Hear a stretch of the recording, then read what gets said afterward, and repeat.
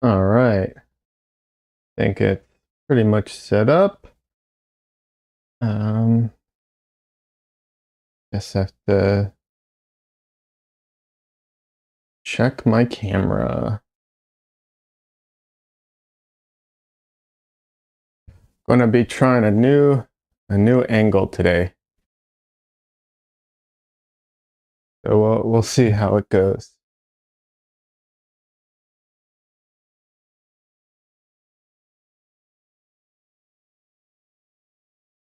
Gonna be a little weird, but we'll get it.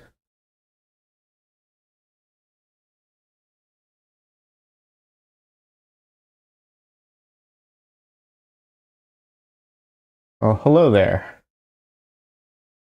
So angle's a little different today because it's like straight on, but chat is over there. So well, see how it goes.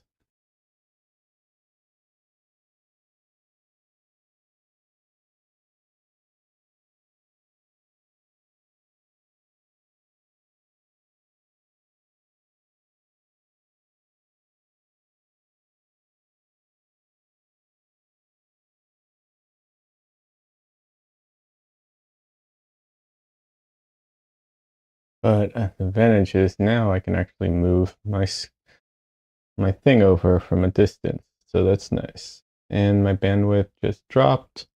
That's fun. All right.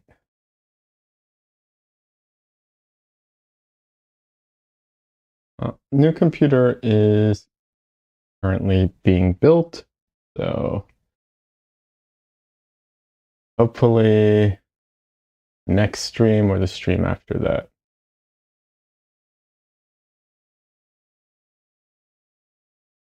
Probably the stream after that, if I'm being honest.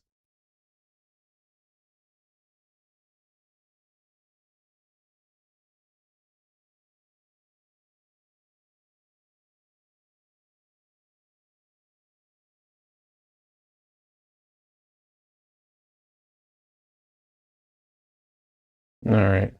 There we go.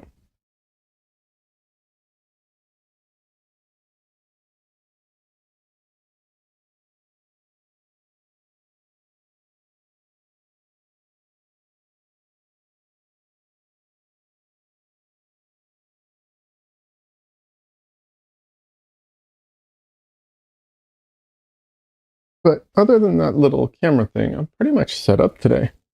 Well, and I guess my time lapse video, but yeah. Anyways, hope everyone's doing good. VOD gang, how are you doing? I don't have much of a VOD gang, but whoever does come by for VODs, welcome. I appreciate you. Oh, and we got a cat warning. So just letting you know. Dresden's here. Oh, baby boy. Yeah.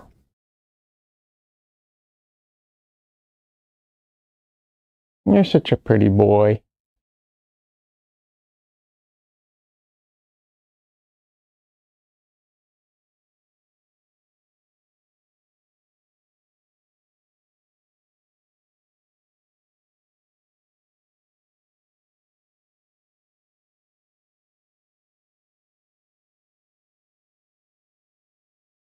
Is this better content than my painting, Dresden? Should I become a cat stream?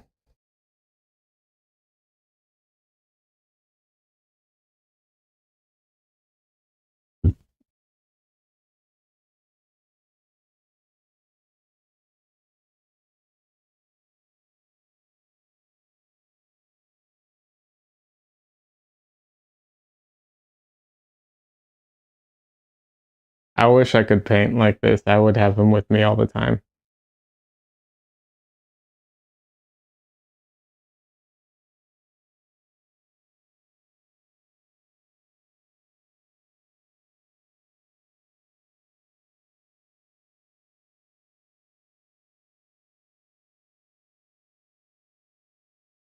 Huh, Tristan.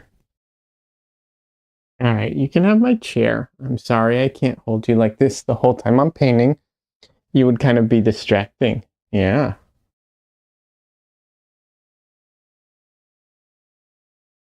His little paws are kneading into me.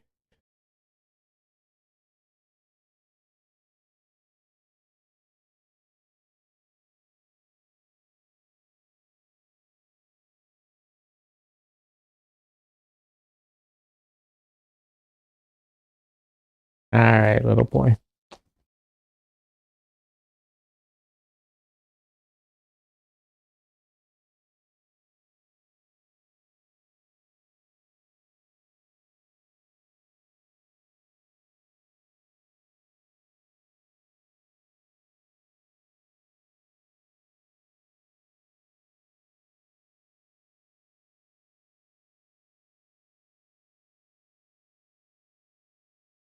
Alrighty.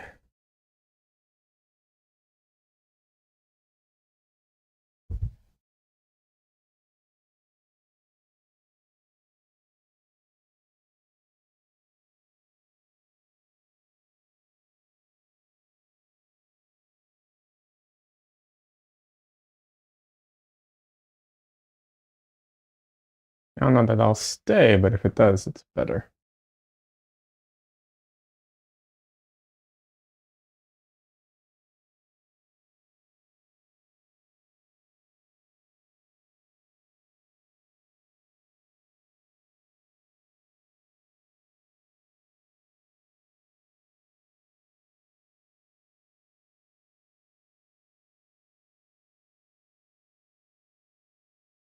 Uh, okay.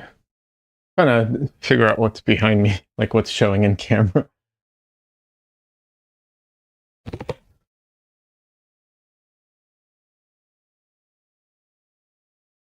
This right there, the black thing, that's a that's my old computer chair that isn't not very good, especially for my back.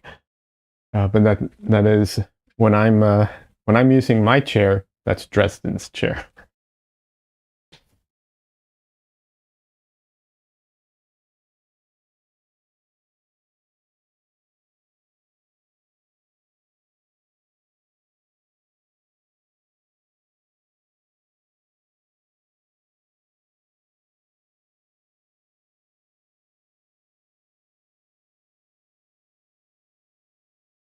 All right. So my assumption is that this painting is now dry, so I'll have to oil out. Let's find out.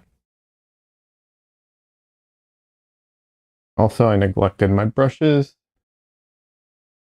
Not very good of me. These brushes are kind of, I'll say, towards the end of life anyways, so not being as careful as I should be with them.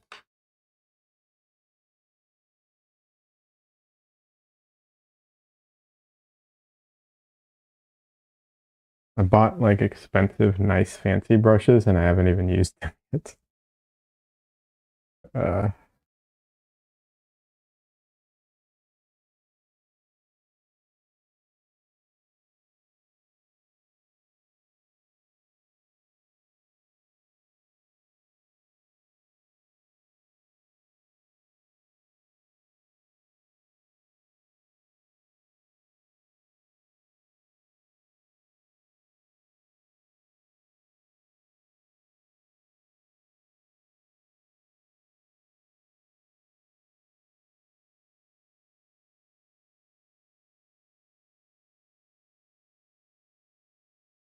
yeah, it's all dry.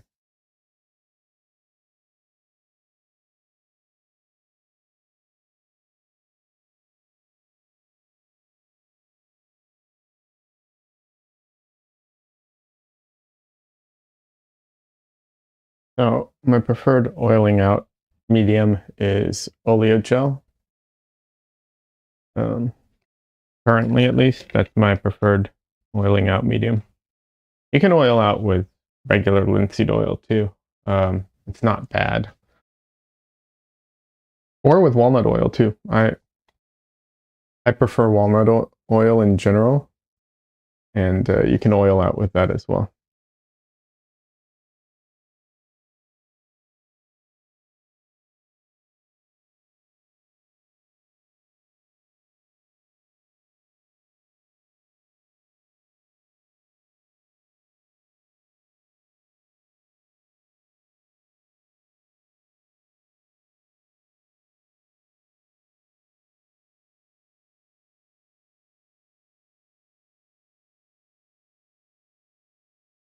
Not see where I need to add oil.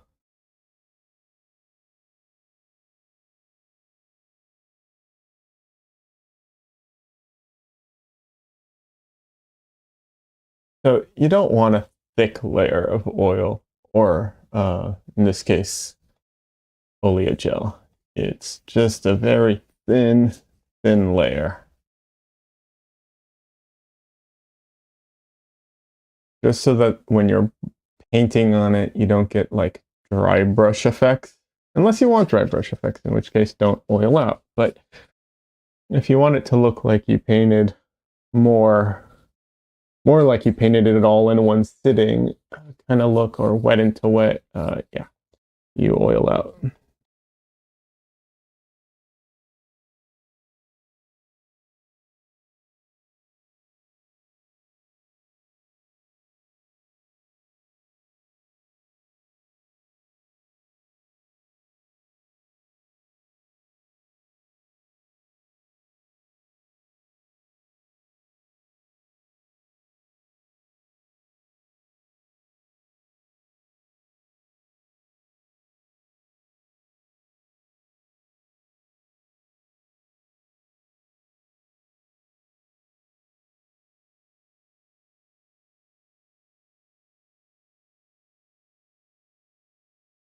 Alrighty, I got a new little toy which I'm excited about for stream, uh, but I also don't want to get dirty.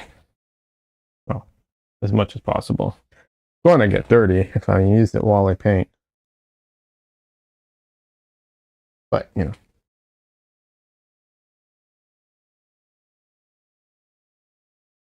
Yeah, it's just a little like keyboard and mouse. So now I can actually access my computer from where I'm streaming instead of having to constantly like run over.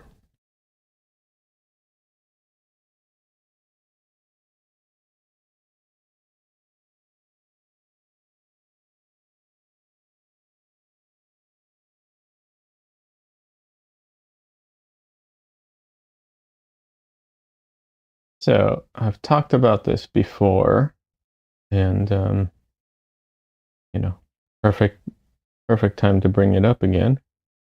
When painting, what's it called? When trying to go for like a looser style, like I am, and when don't, I don't, you know, tightly draw everything in and color everything in based off of the drawing, then the stuff I'm painting, it's a combination of inaccuracies and of what's it called? I mean, just inaccuracies, I guess would be the accurate thing to say. Things tend to drift a little, and so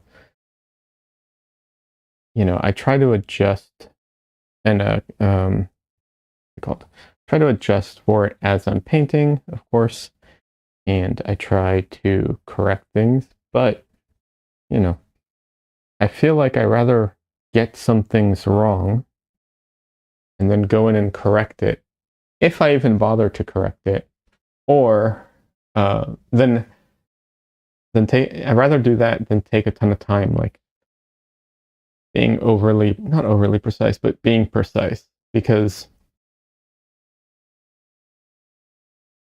I rather get that kind of expressiveness in rather than be too stiff trying to get everything accurate, which is funny because a lot of like the very loose painters aren't very loose. They're very measured and precise with their looseness. So it's not a, you know, it's how can I describe it?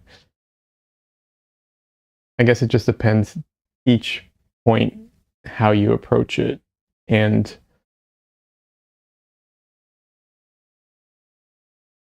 yeah, I think being precise with the brush marks can be important, especially when you plan on just leaving those brush marks. Um, but the measuring, I've done the thing with the grid before. You know, I've gridded everything out. I feel like that has a tendency to stiffen everything up a bit. So I guess that's where I'm coming from on it.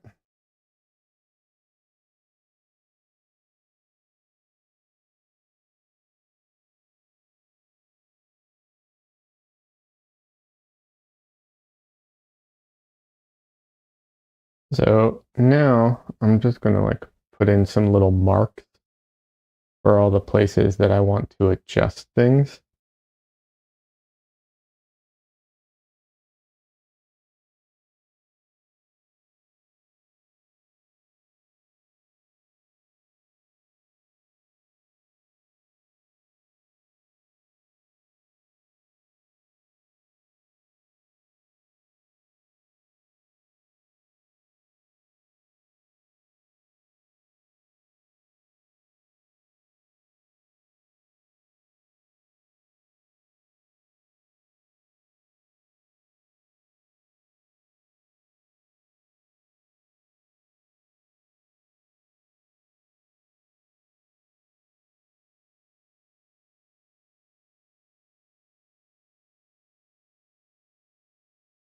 So the way I'm doing this is I'm using Photoshop. Any any image editing software will work. But yeah, I'm using Photoshop, and I just have the reference and the painting overlaid on each other. I took a photo of the painting and just overlaid it.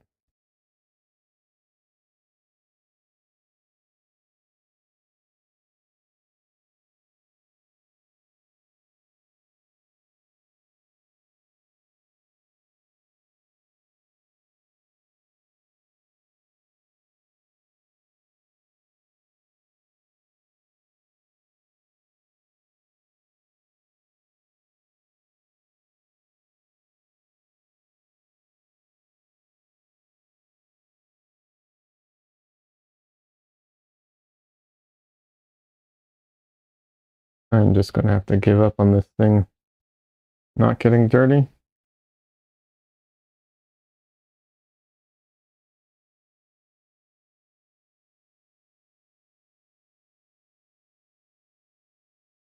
It can be hard sometimes to figure out like what it is you're looking at when you have them overlaid. There's a few filters that I sometimes use to make it easier. But yeah, it's there's no I haven't found a perfect way of doing it. If I do, I'll be sure to scream it from the rooftops. So yeah.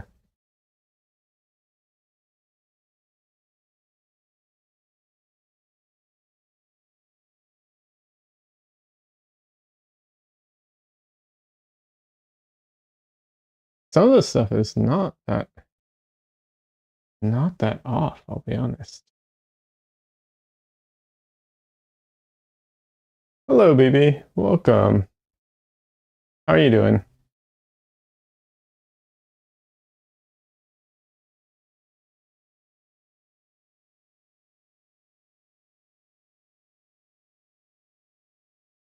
So this my painting is over here right now. Camera's over here.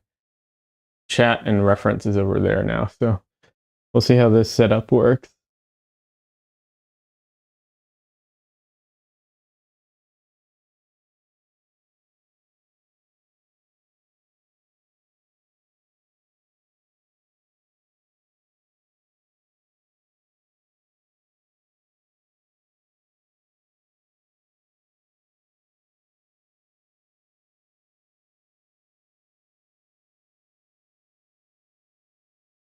Did I just change it? Yeah, today, first time doing it this way. It's probably temporary. I I'm adjusting my whole setup right now. I spent all day yesterday building a computer that wouldn't turn on. I got it to turn on today, so but yeah, it's time consuming, so it'll be a while. But if everybody likes this, we'll maybe keep it. Kind of depends. I kind of like it where the viewing the this camera is where chat is, because then it feels like when I'm looking at the camera, I'm looking at chat. But maybe that's just in my head. Like maybe no one likes that.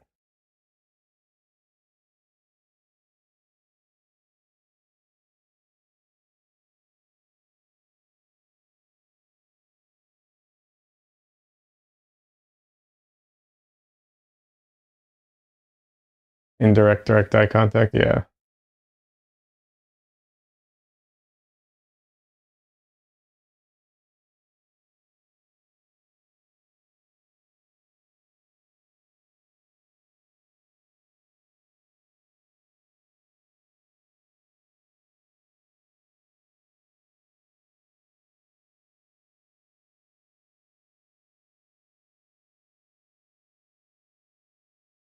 But yeah, this freaking yesterday I spent all day building this PC only to have it just not do anything.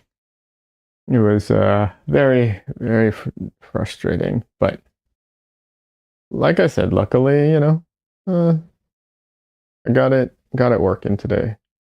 So crisis averted.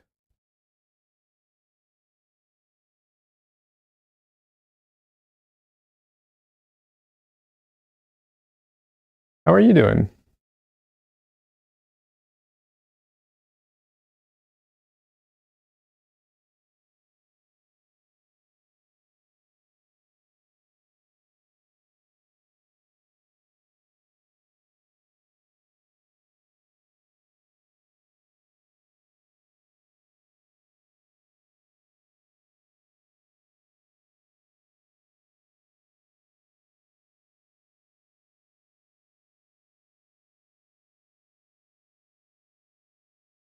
Just chilling, about to draw while watching it. Awesome. What are you drawing? Do you mind? You feel like sharing or talking about it?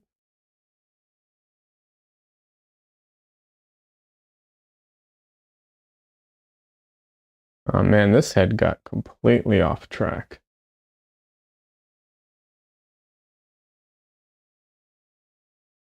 I think part of it is it's so small, and I am because I'm streaming, I'm not getting close in with the detail as much. So I think that I have a tendency to like push out a bit with it. Got to be aware of that.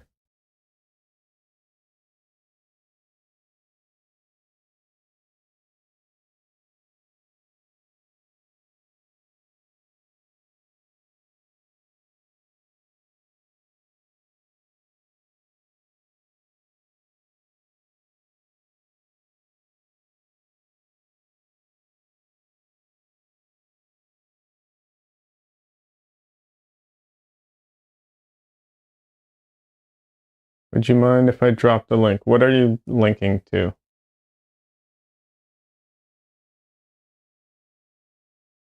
If it's yeah, what just tell me what you're linking to first.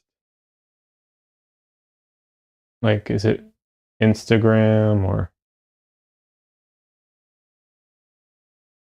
just a screenshot of what you're working on? Is it iOS friendly?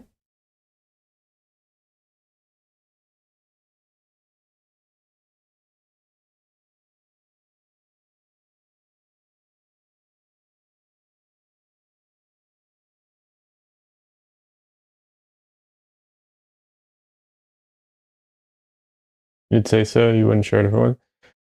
People. You never know. Some people aren't really aware of that kind of stuff. Sure. Yeah, you can drop a link.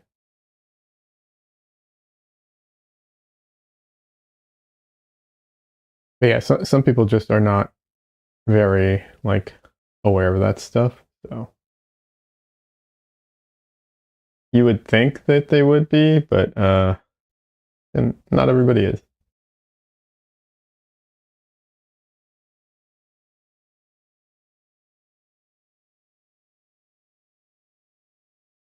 I appreciate it. Thanks for asking.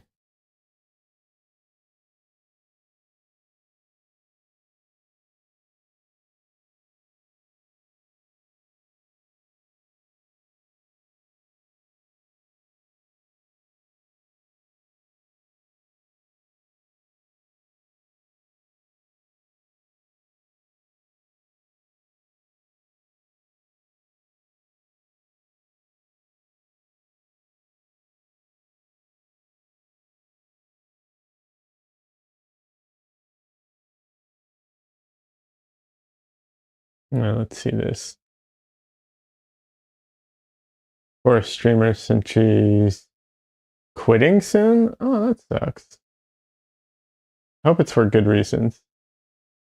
Positive ones.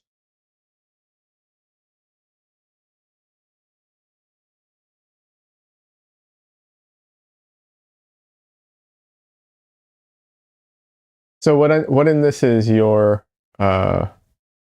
are all of these your drawings, or is it the cute characters that you're drawing, and the other two are reference? The two middle ones, yeah, okay, that's what I thought.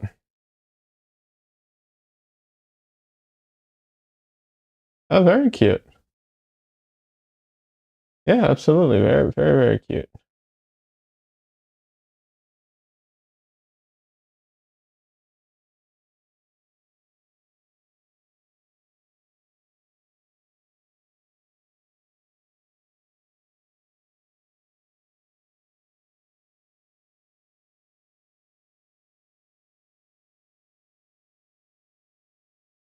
I like it. You have a really cool style. Very, very cute. I'm sorry I'm not showing it on screen. I can't. Um, I think I've said this before, but in case I haven't, in case someone's new and hasn't heard it, I don't have it set up to share screen stuff, and I like to keep it that way because I work on stuff with NDAs, and I don't want to take the chance of messing up.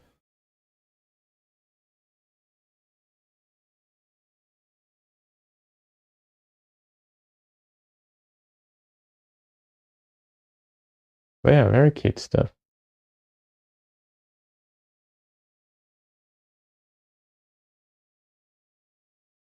Man, my Photoshop has the stupidest bug. I hope the new version or my new computer won't have it. It's so annoying.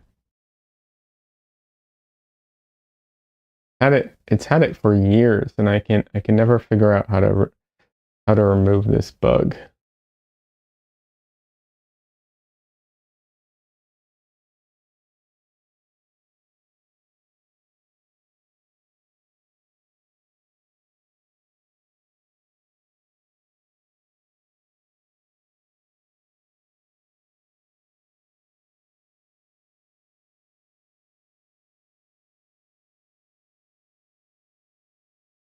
What's the bug? Oh, it it appears to stop working. Like all the menus pop out, but you can't affect anything on the screen or do anything. Um, but it only appears to stop working, and all I have to do is create a new window for the same file, close the old window, and I can keep working like normal.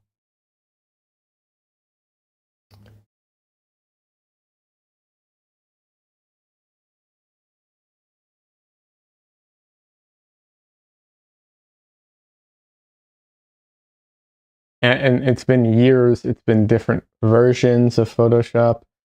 I cannot get it to go away.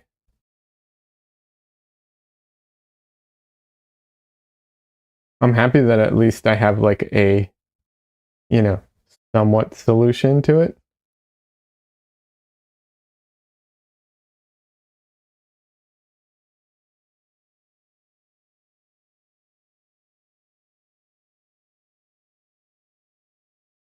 Yeah, it's a pain in the butt, but at least it's a workaround that works and doesn't cause me to restart Photoshop every single time it happens. It'll happen many times. Like when, especially when I'm working. Just it happens repeatedly.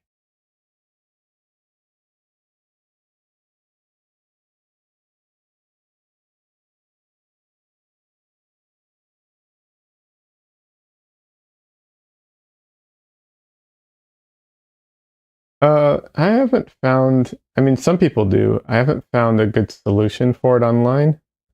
I have Googled it. I have not found a solution. Um, yeah, I don't know.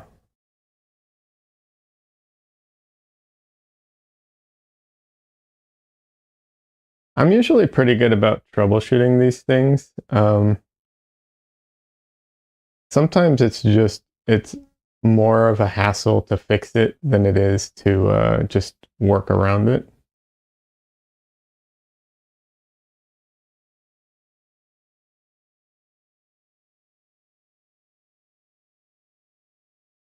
It just kind of depends.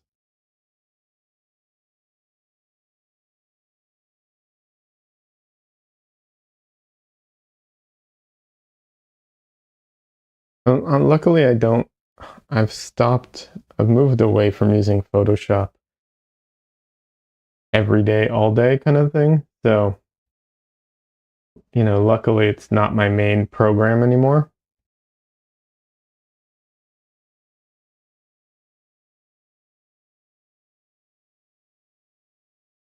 One day I'll drop Adobe altogether.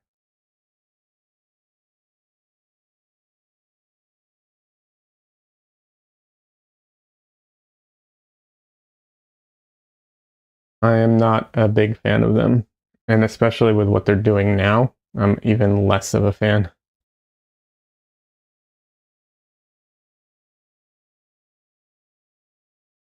Is it possible to drop Adobe though? Industry standards? It depends on your industry and what you're doing. So in storyboards, I don't really use Adobe all that much for the most part. I use Toon Boom Storyboard Pro. Now, don't get me wrong, Adobe is used, and there are times when I need it. Um, so it's not 100%, And I also do freelance photo retouching. With all due respect to the other programs out there, they they're not as good as Adobe as Photoshop. They're just not. They are for most people for like simple things. Um, yeah, but if you work on teams that use it, or if you I'd say high end photo retouching, it's just so much faster for certain things. So yeah, it's not easy to drop Adobe. I have I have moved on to using DaVinci Resolve over a Premiere. Not that I produce all that much video, but I did move over to that, and so I was able to drop the studio version of Photoshop, like the full suite. So now I'm just Photoshop. Never got used to Photoshop, although some of its features are very useful. Not a fan of the UI. The UI is horrible. It's it has a ton of legacy stuff in there that make it clunky, without a doubt. Like as someone who's used it for so long, I have no problem with the UI anymore. But it's because it like so many things in there are just muscle memory at this point. Like half the time, I don't even know where the menu items are for certain things.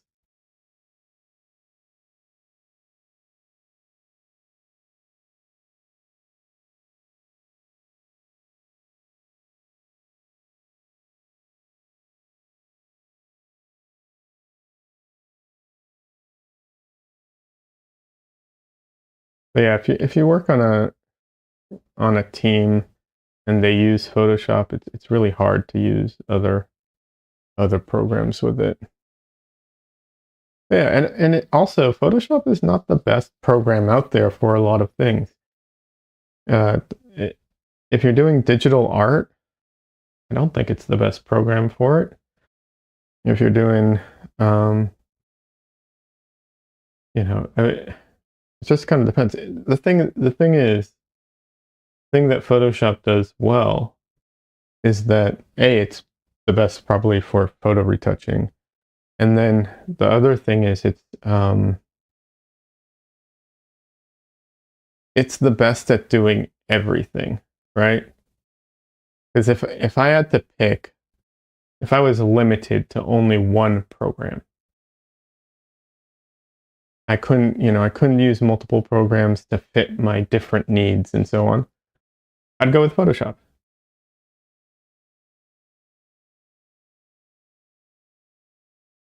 Also, it's the best, I think, maybe the best integrated. Like it's integrated well between platforms and different programs, and with teams. You can integrate on like team environments type of thing. And so, for industry, that's useful.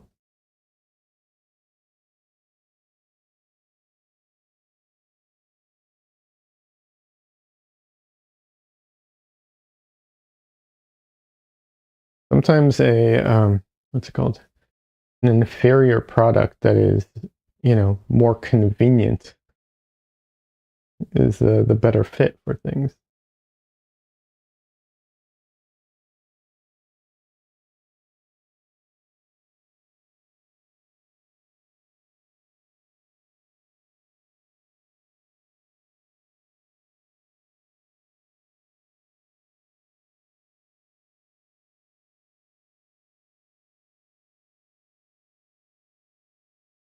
You know which program I hate? Like I hate this program is Adobe Illustrator. I hate that program.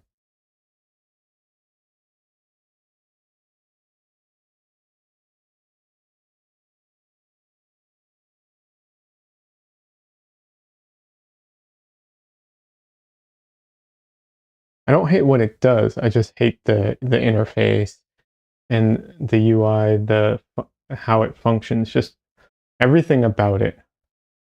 Yeah, BB says Illustrator makes me cry. Yeah, Illustrator is horrendous.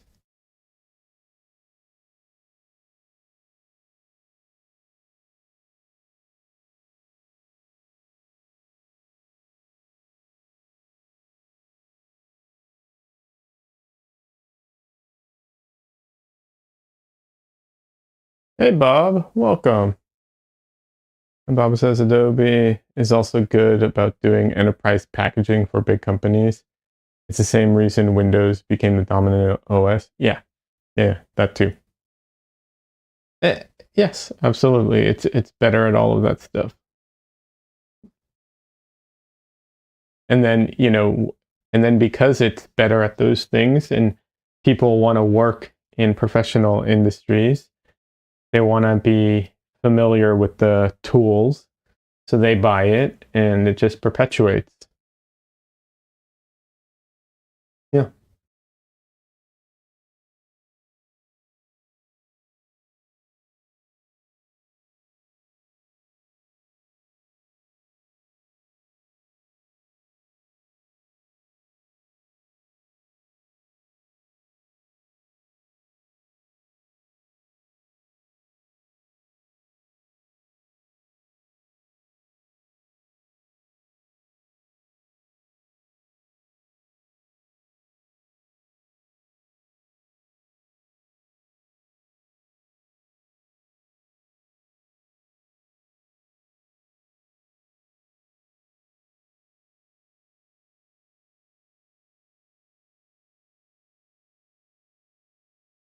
I just upgraded my computer, well, not this computer, my new computer, I'm getting Windows 11 on it. And I just heard that they're already like 12 is rumored to be coming out soon. I'm just like, oh, come on.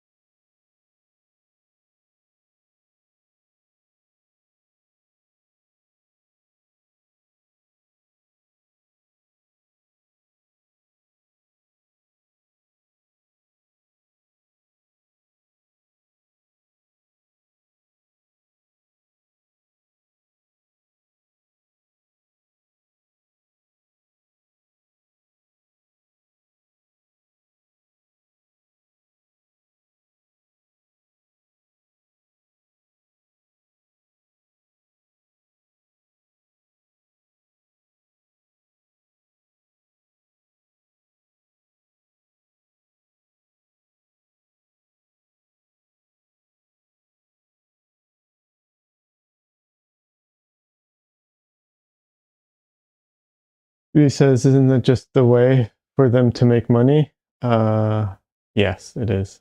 Bob says, I think most of Windows 12 stuff is clickbait because they have Windows 11 updates mapped out for like 2 years.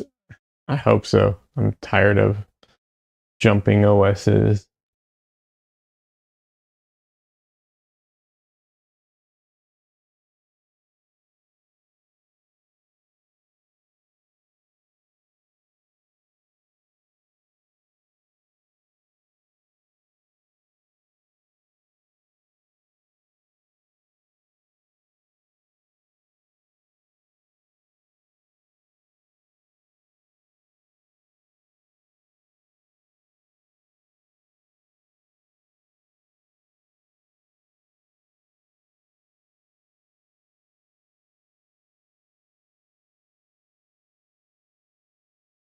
All right. Most of the rest of this is pretty spot on.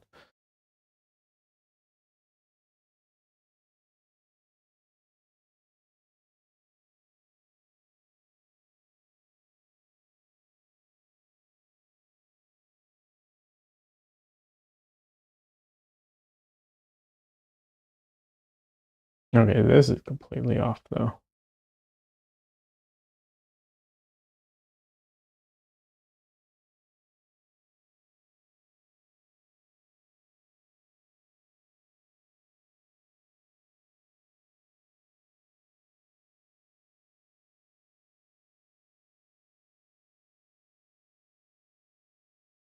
Uh, BB says it looks good so far. Thank you very much.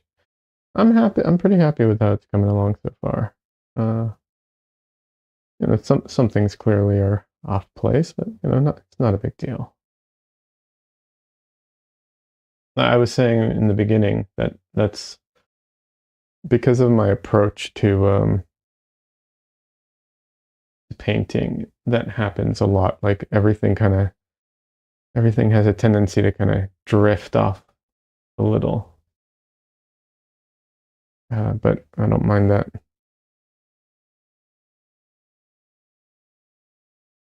Bob says there have been articles saying Windows 12 will be out in the next few months, since 11 was like a year old. Eh. Yeah, we'll see. You're probably right.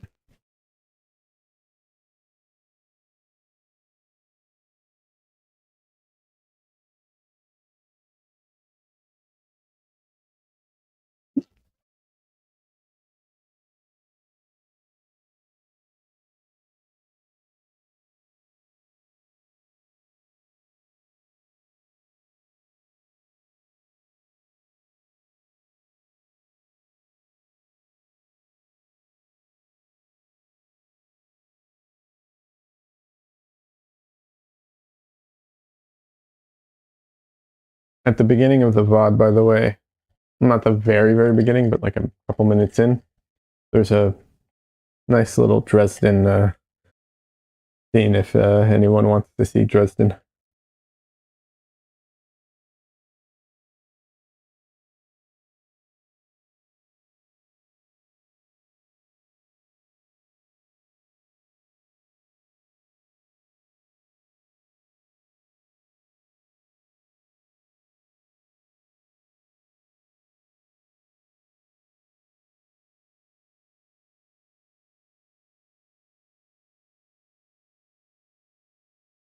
All right, I'm gonna need a little more yellow, I can already tell.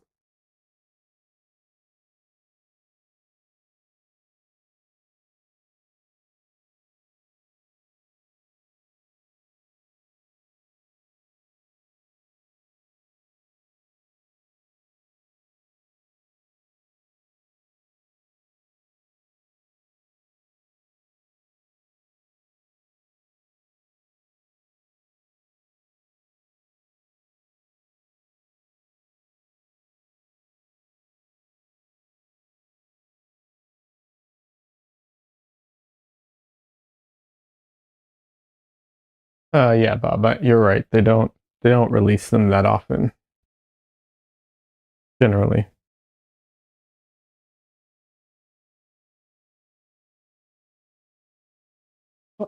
Although supposedly Windows 10, I think, was supposed to be the last version of Windows, and then they were like, just kidding. Here's 11."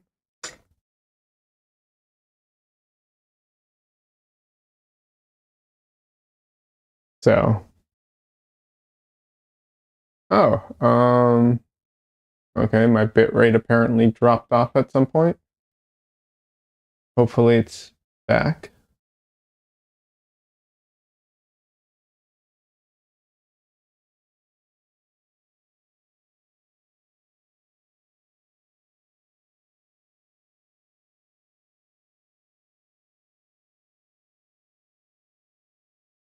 Didn't notice the dip. All right,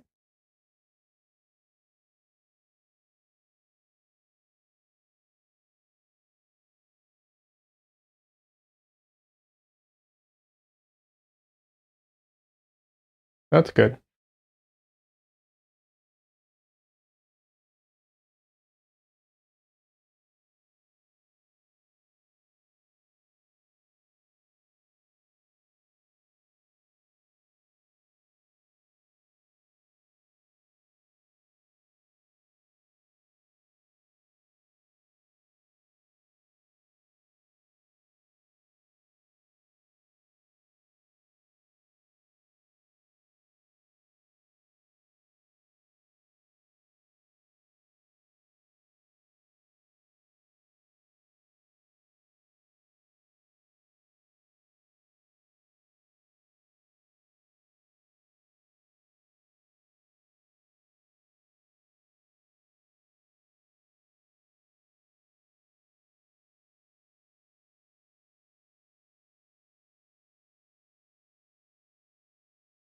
So, what was it? Yesterday, I spent like an hour and a half doing uh, art critiques. I mean, technically, it was only two critiques. I hope to do a couple more, but it was a lot of fun. I think I might open that up on my. Is that this was on someone else's what's it called? This is on someone else's Discord server, but I don't know. I might open that up and put a spot in my Discord server specifically for that. And whereas the other server has it as a general kind of place, since this will be on my server, you know, I can gear it directly for me. Like, so it's not an open critique that anyone can participate in, or anyone can participate, not everyone can give their opinion. Um, might be fun. I don't think I'll have a ton of people, joining because my Discord server right now sucks. Um, but we'll get there eventually.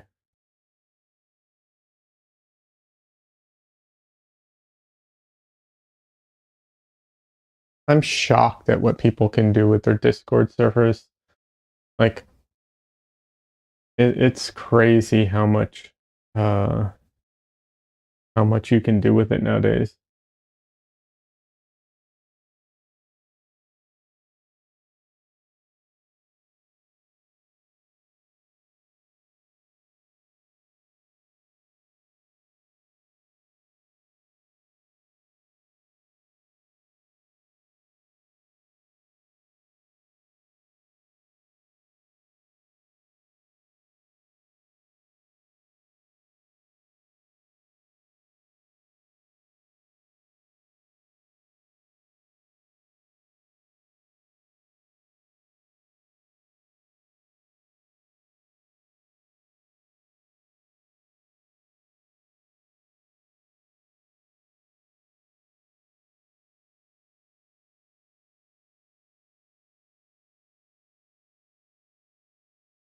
I feel like building Discord servers is going to become like akin to building websites practically.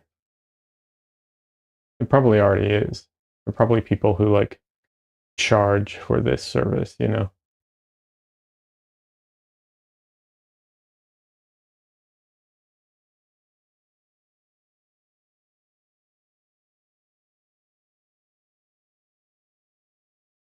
People keep asking me to make one, but Bob says, but I haven't felt like doing all the work to make it run right. I mean, yeah, my currently my Discord server is super basic.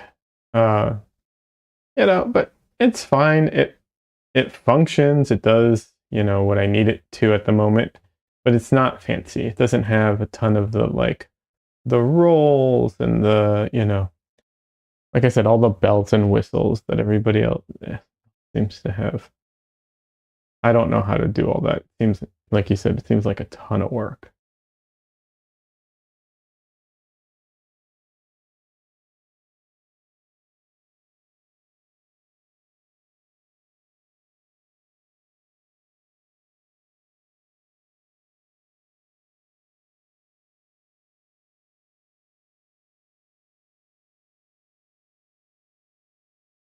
My whole thing too, personally, is just that like I'm streaming, but I don't consider myself a streamer. I'm a painter that streams, you know. Um,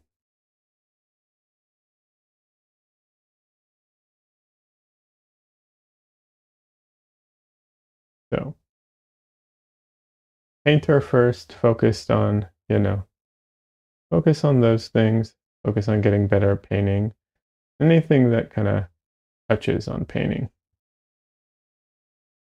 Bob says, I also have made it like 6 months ago when it would have been easier to find mods. Now modding seems like it would become half my life. Uh, yeah, I don't know. I become a mod in a server, someone else's server, but like I don't do shit there, if I'm being honest. Um, but I also told them I wasn't going to do shit. I was like, if I see someone posting something really inappropriate, I'll ban them. But other than that, like I don't know how much more I'll be up for. It's always good to have more eyes on it, you know? The internet is a wild place sometimes.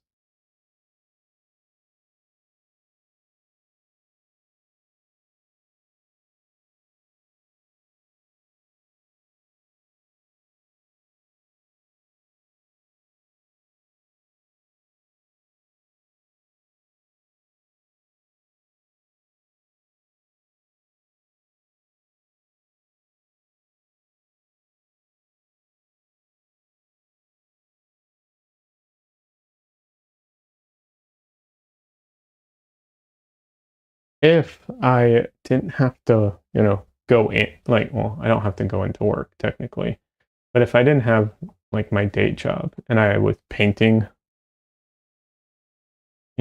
more every day, I would definitely stream my painting sessions more often and just be online, like more available for other artists to come hang out in my Discord and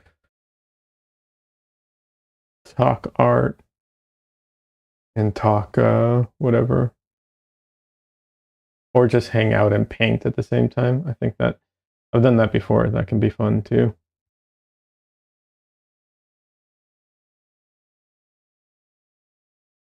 Just can't do a lot of that stuff while I'm at work.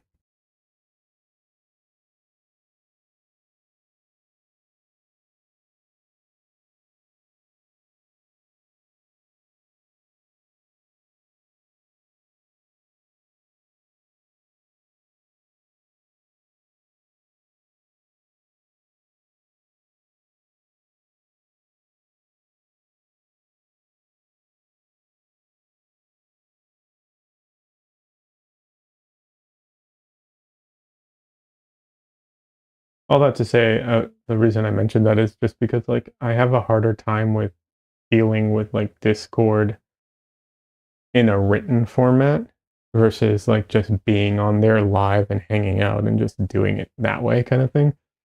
I find that so much easier.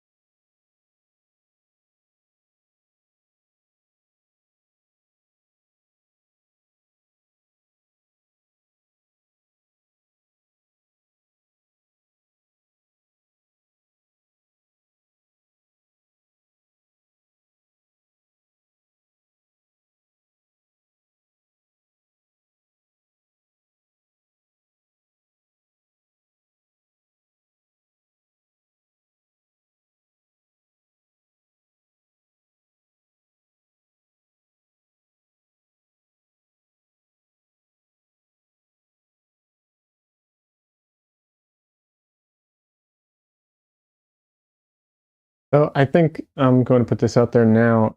People in chat and people who watch after the fact, the VOD, let me know if you like this this camera angle, or if you prefer it where being where chat is, so it looks like I'm looking at chat while I'm talking to chat. You think it looks good? Okay.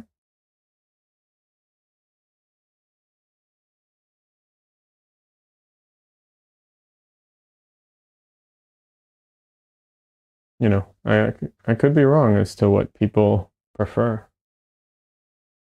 I think TV says I don't have a preference. That's fair.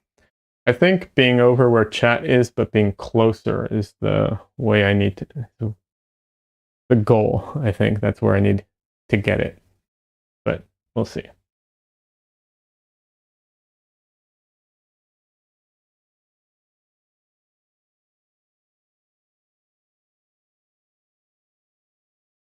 You usually like to be facing the viewer's side, which is usually on the right.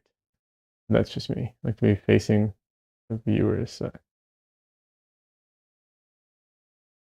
Oh, I see what you're saying. Like, because I'm looking like off screen right now.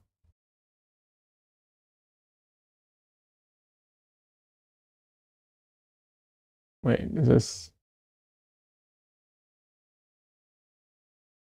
Yeah.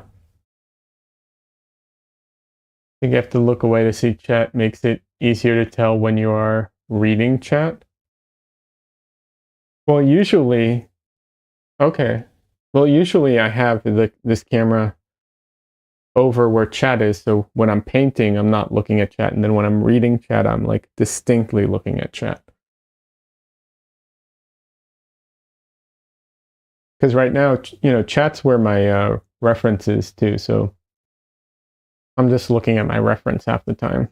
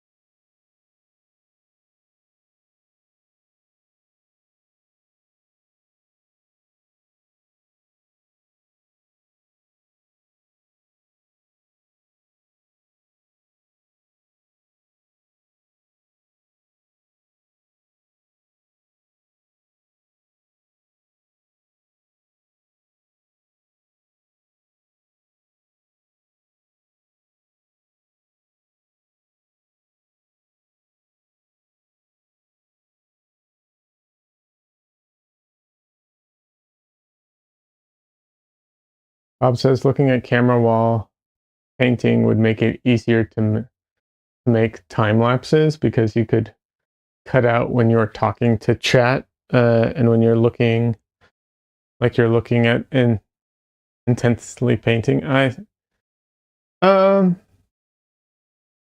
Maybe that's a good, interesting point. I honestly, I was planning on cutting.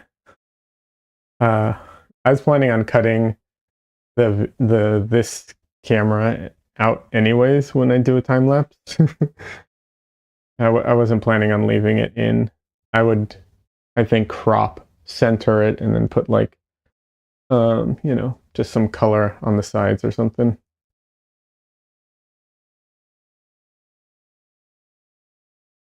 Although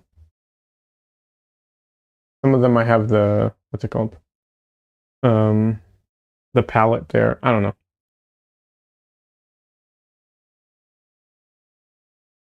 People like to see when you're painting. It will boost engagement. I don't know if in time lapse they like to see it as much. I think it looks. Maybe I'm wrong. I think it might look goofy because the time lapses. I have to crank it up.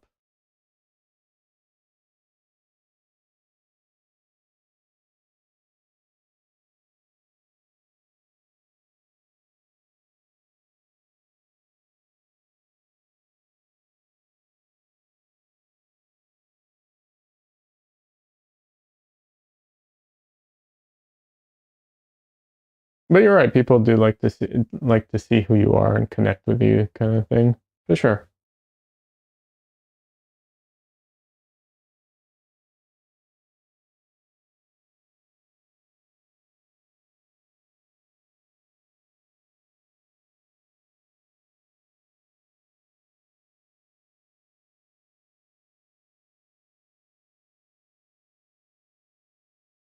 Yeah, it makes like Bob says, it makes you look like a madly intense painter that is cranking out the painting.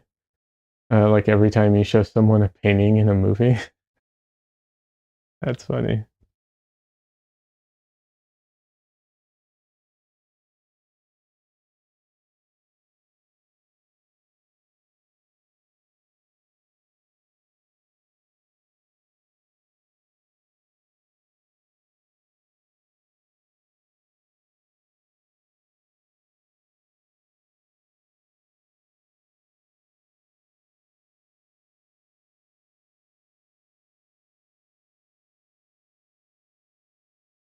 I it just reminded me of something. Years ago, I did um I did drawings for a music video. Remember the band. Can't remember the band's name. It's like MXPX or something like that. Um Not sure exactly. It's been so long. Um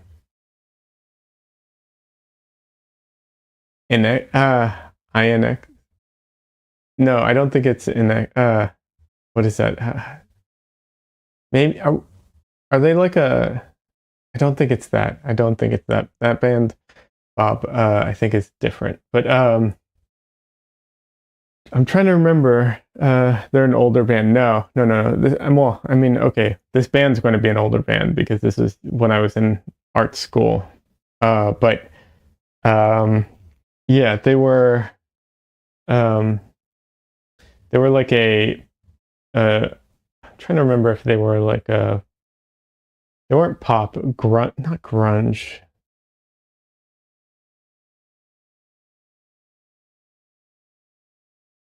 No, I don't think it was that band, Bob. Um, no, no. The video was like they had me do drawings of this of the actress in the video that was playing the like lead singer's love interest, and then he or the character, I don't remember if it was the lead singer or not. And so I did a bunch of drawings of her, and then they had them like taped up on the walls, and he was like pretending that he was doing the drawings for, like because they broke up or whatever in the video. I can't remember. It's been so long. Crazy.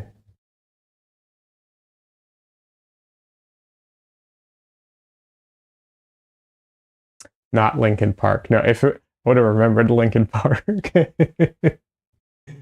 Yeah. Yeah, I would have remembered Linkin Park. I like Linkin Park, or I did. Still do, but I have issues with them a little bit right now.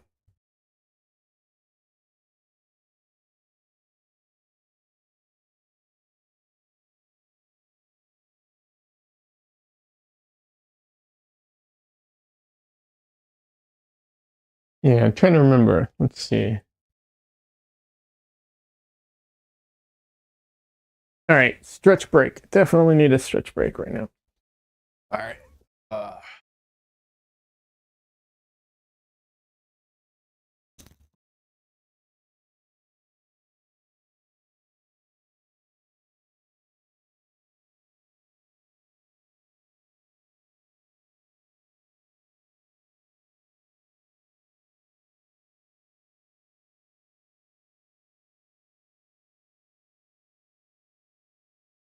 Let's see. Bob says you have issues with Sod because they were NFT bros. I have to admit, I do not know who they are. Yeah, NFTs. I'm on the System of a Down. Uh I like System of a Down. They were NFT bros. Kind of depends on how, you know.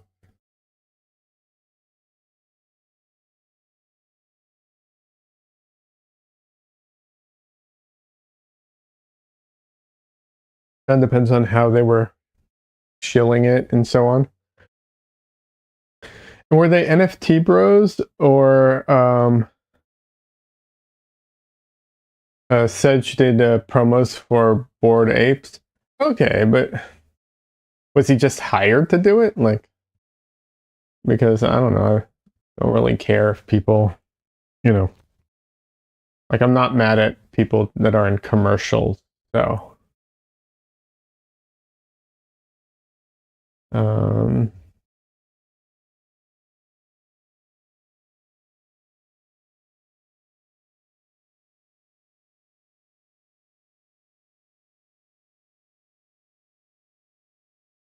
hey, yeah, no, the band was MXPX. That's the name of the band.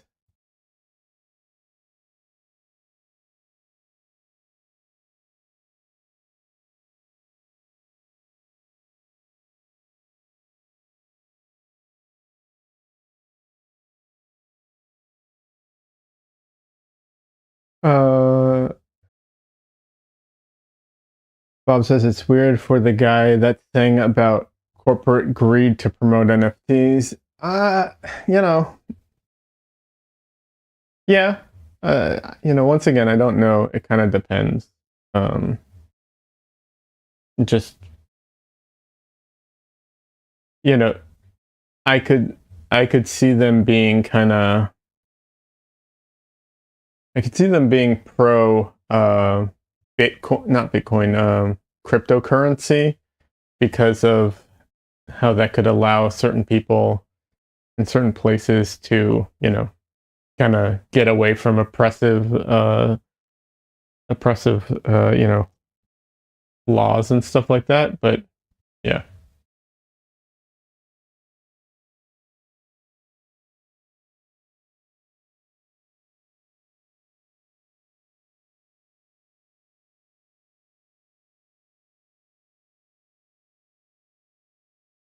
So maybe that's where it, kind of like went to. But also, you never know. Like, I don't know. Uh, corporate, like greed and corporate greed, aren't entirely this obviously the same thing. So it kind of depends.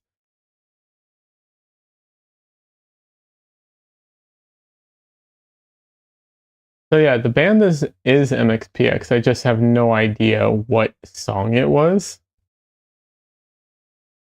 It was like 50 cents. You wouldn't think it was weird. But it's because it's System of a Down. I mean, yeah, I don't know. I get what you're saying, but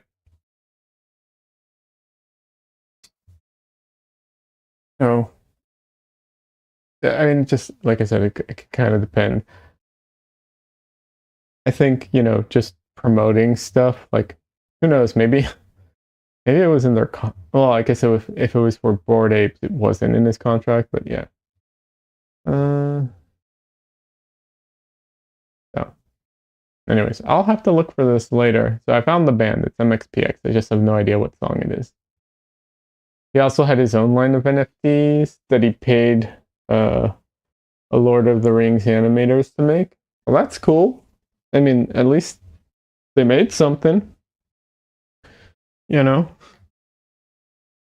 I think that's kind of cool.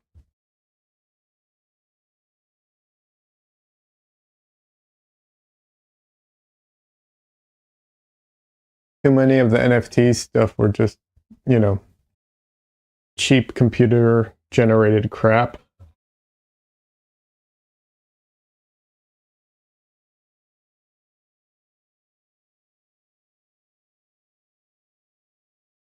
A lot of people got sucked into the NFT stuff though too. I didn't get into the NFTs, but I was looking at it thinking, it could be a very useful technology kind of thing. Then you learn more about it and you realize not so much, but when it's not that easy to parse through. You also think less of Seth Green for how dumb he was with NFTs. I get that. A lot of people, you know,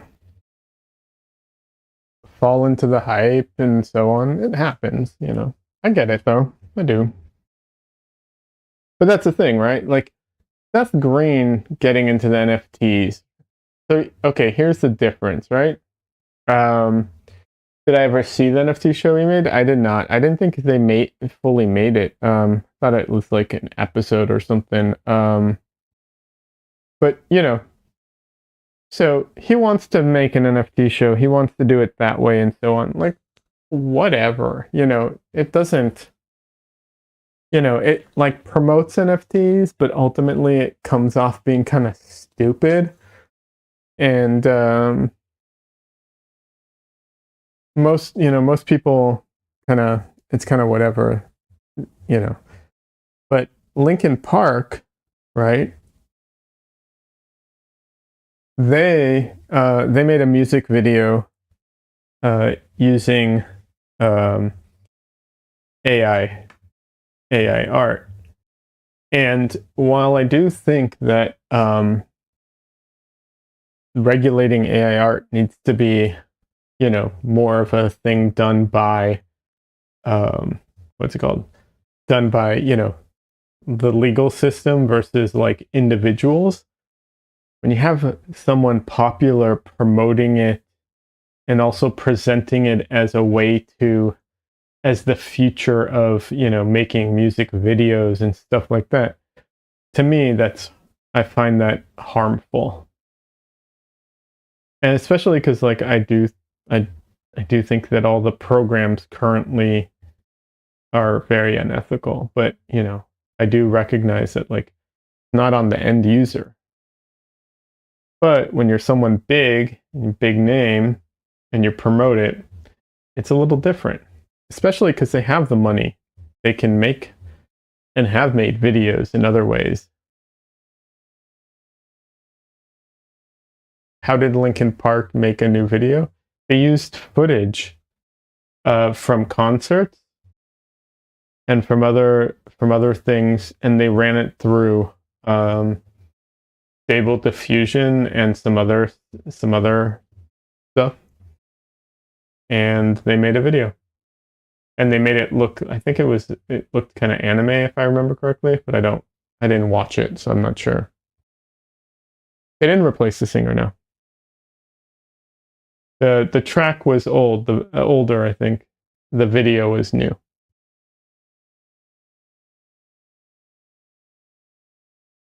It was a new video, not a new track.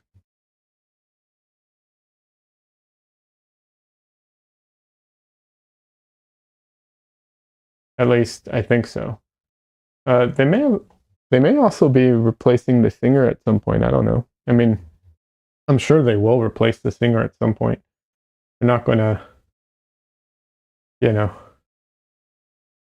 give up all that money just because he's dead. Oh, you were thinking they used AI to replace him? No, no, no. They didn't use AI to replace him. That I think would actually anger the fans. This was a video. The problem with the video is that most people don't understand how these programs work and how they're, how they're created. And people also what's the word I'm looking for? It's not personify. There's they think AI is like, a person, right? So they treat it very much like they would a person, but it's not. It's just a stupid algorithm. Not stupid, it's very clever, but just a stupid algorithm that is a product. And so when you start rephrasing it that way, suddenly it sounds very different. But most people have no idea about what's going on. So they don't understand the issue. Then they see a cool video, and then it's pushed as being normal, and it's pushed by bigger people, and so on. Like, I find it harmful. And I think it's really crappy when big name artists do that, because they can do that in music too. But they're so rich, it's not going to matter to them at this point. So, yeah, that's my problem with Linkin Park. Bob says a band did a video that used AI but didn't have a big issue with them because they're a smaller band and they basically used it as a fancy filter on real footage. Yeah, I mean, once again, I'm gonna say it kind of boils down to circumstance. I wish there were laws on the books already about this stuff.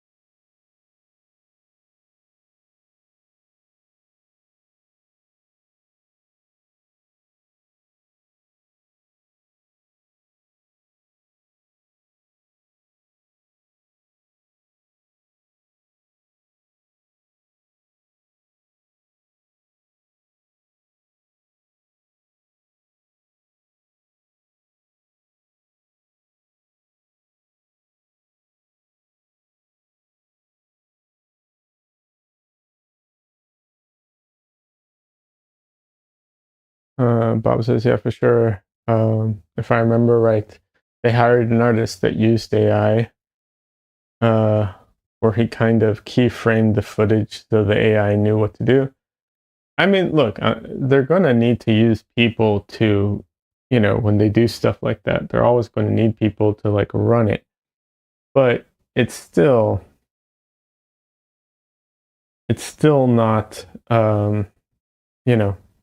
it's still got issues, and the underlying program is still the problem, right? And there's no getting around how these programs are made.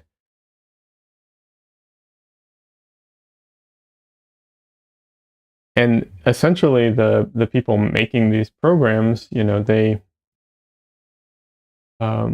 depending on which, different companies act differently, but like the ones, Stable Diffusion, that released it to be, open source, they hide behind that as if that, takes away any responsibility. And then also, um, it's just a way of like cornering the market, which doesn't really, you know, improve anything. Bob says, I mean, he did art and the AI replicated his art. Yeah, but the problem with that, once again, is that the underlying program that was used is the problem, right?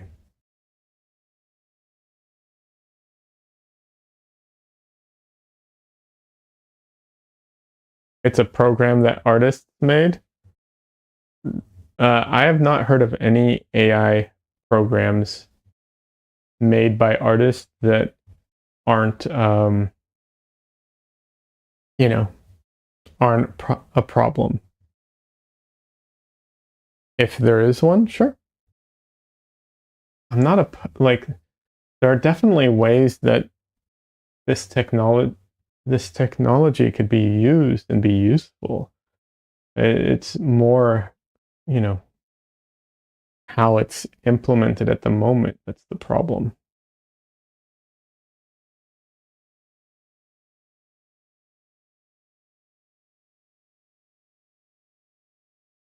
It's like a lot of these things are like, oh, you know, they used their own art and they did this and this, and then you find out, yeah, but it was all based off of a stable diffusion, you know, and so then it's like, well, then they didn't. They did all this stuff, but on top of stable diffusion, which is, you know, still a problem program.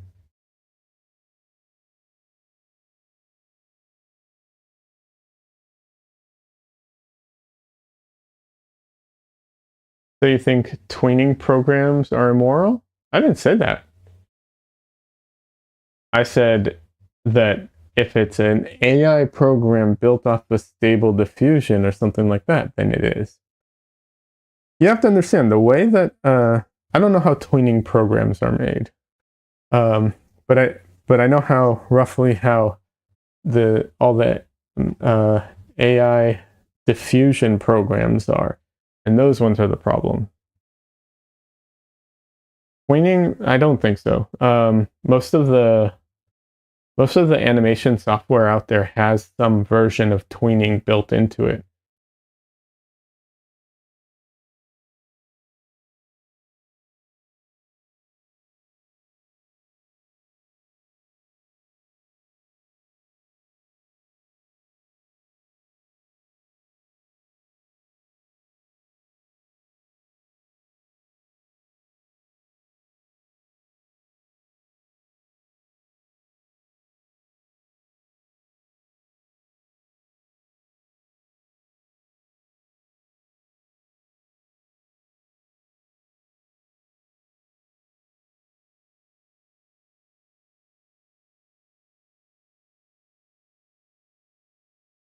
The reason I assumed that they were using something like stable diffusion or, you know, something built off of it or something was because he said that they used AI. Yeah, this guy painted still frames of the footage and they took that and had an AI program interpret the in-betweens. Okay, it what it depends on the program, right?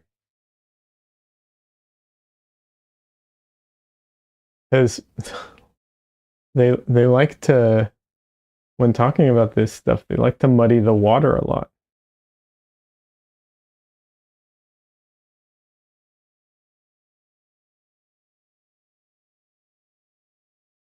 You know, it's a way of getting away from, you know, being culpable or responsible of things.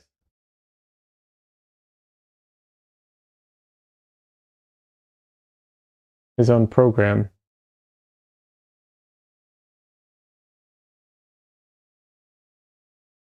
I know that you're asking if I know there's a streamer on Twitch that uses an AI he has built on Steam on stream. Yeah, once again, it when you say his own program, Usually, if he programmed it himself and made it all from scratch, great. That's amazing. I'd love to see it. Uh, more often than not, what they're doing is they're using tools online. You can tune in and see the type of code, see him type code while he talks to it. That's fine. I'm not, that's cool. So I know that there are ones that use different versions of AI. I know there's a few streamers who use AI. Um, so it just kind of depends.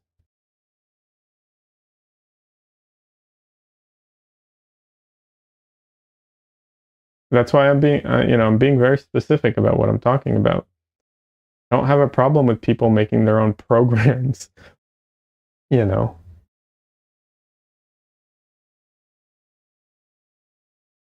He trained it himself. He has multiple published papers. That's cool. Where'd he get the data from?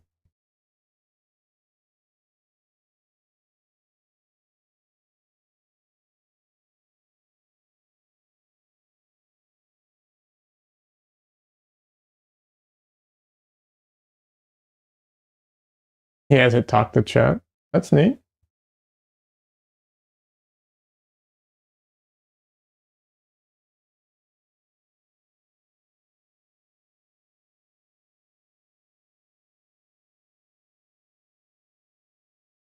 Like I said, if that's really cool.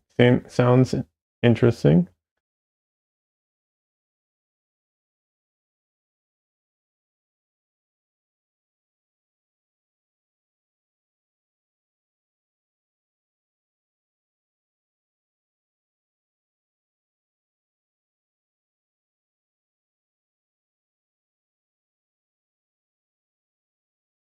It's gotten better over time to where it streams with other streamers.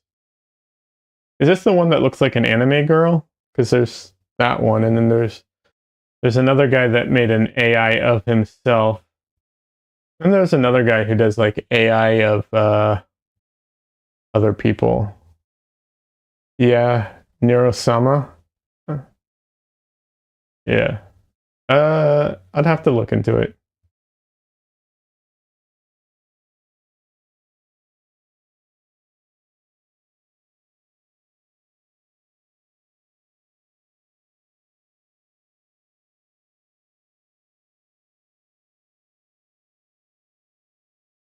The other one is Athena, that is like Joe Rogan and versus Biden or whatever. Okay.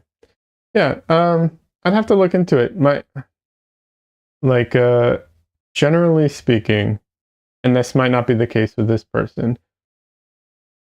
A lot of the people who use AI, they're using tools or versions that are available online. Uh,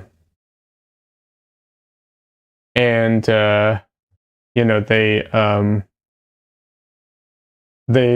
modify it or something. But like I said, I don't know. I don't know. I'm not familiar with every single person. Uh, let's see. Automod held a message saying Athena is a POS for other reasons. Okay. Um, yeah, I'm not familiar. He is a cult leader. All right.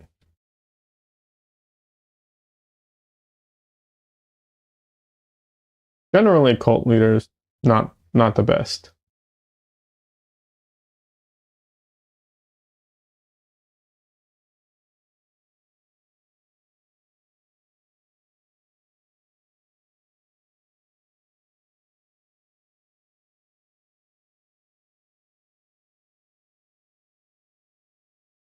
Did all the who made the anime girls seems okay so far?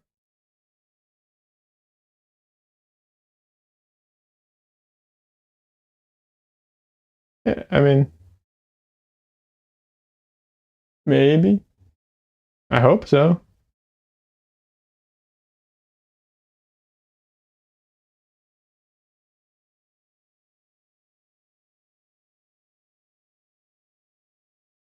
But to give an example, what's it called? Corridor Crew.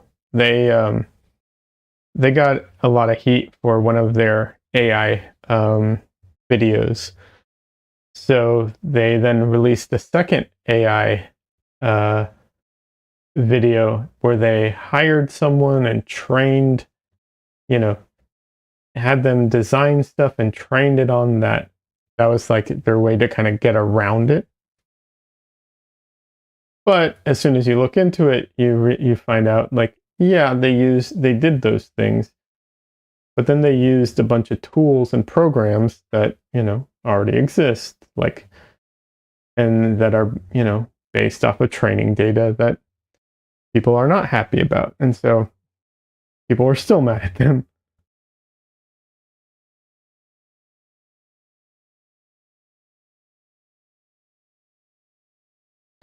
You believe he lectures at a university in Australia? That's cool.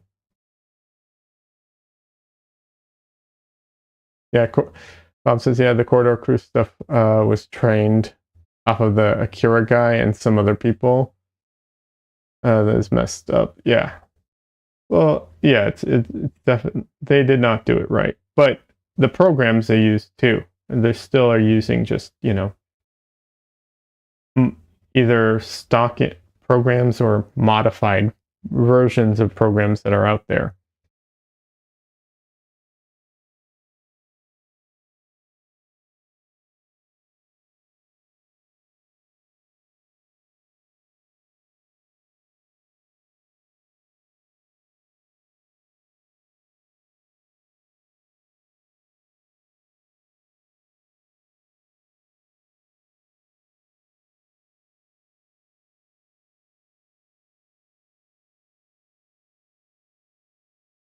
Yeah, I unsubscribed from Corridor Crew and I don't follow them because of all that stuff.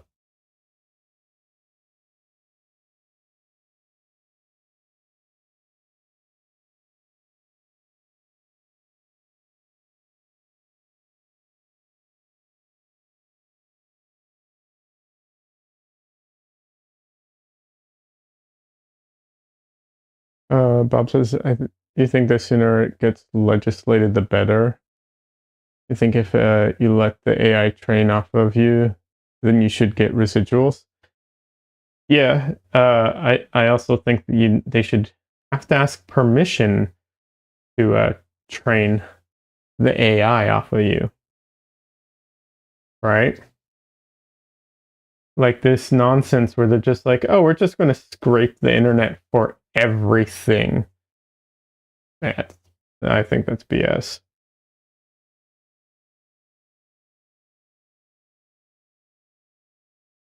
Just because it's online doesn't mean it's open source. Doesn't mean that just because you have the ability to view something doesn't mean you own it. Bob says, yeah, I mean, they should have to contract you and train off of you. Yeah, I agree. The thing is, too, it's like, it kind of depends, right? Because I think, it depends what the use case is, too, for it, right? Because if they were training off of, I don't know how they would do that, but if they were training off of artists' work, right? And they were not just artists, everyone, if everyone's photos, everyone's Facebook photos, if they were training off of all that data, and then they took all of that and they made, diagnostic software that like helped detect medical issues, yeah, I don't think anyone would have a problem with that because it's not competing. It's not this, it's not the same thing at all. And I think that's also a big part of it.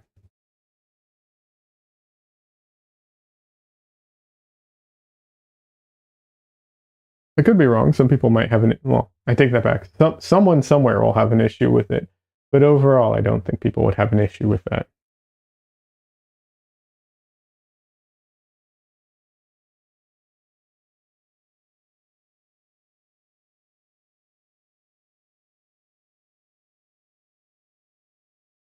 The problem is that it's in direct competition of the people that they're training off of.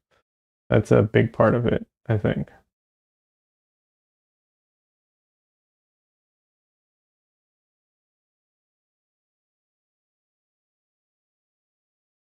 That's also, by the way, a point of fair use. A lot of times, people don't realize this, but when trying to like figure out if something's fair use or not, one of the questions is, does it kind of replace the original, content?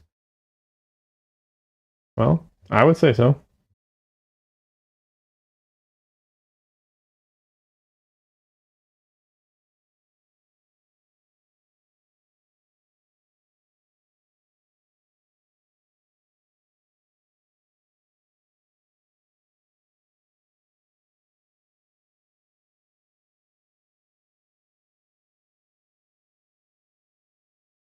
Bob says that would be a slippery slope to train off of the public, because then there might be a thing where the AI knows of your appearance, what medical conditions you have, and the corporation might use it to screen people. Yeah, absolutely.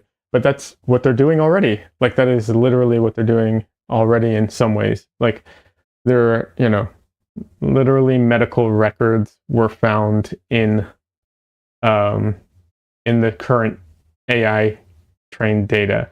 Not only that, they trained it off of like small businesses' websites, and they trained it off of um, you know, just oh, hold on. Bob says, I'm saying that is the biggest thing uh that needs stopped. Yeah, I don't know if it's the biggest, definitely a big part of it for sure.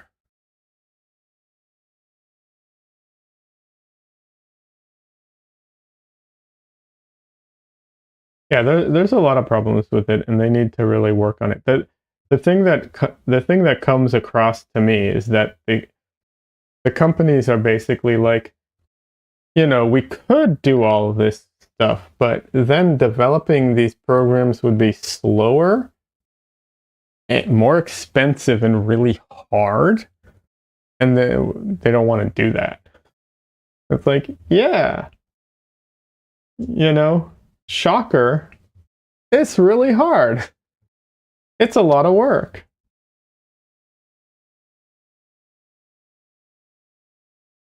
I don't know what to tell you. Like, do the work.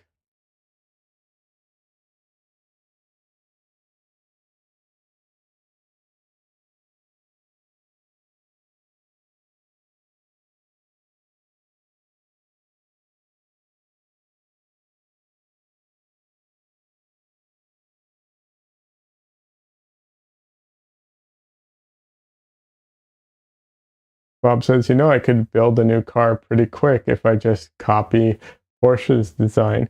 Yeah, not only that, you could build a car even faster if all you did was replace you know, the owner on the deed. Like, you can just steal a car, modify a piece of it, and call it your own. It's a lot quicker too.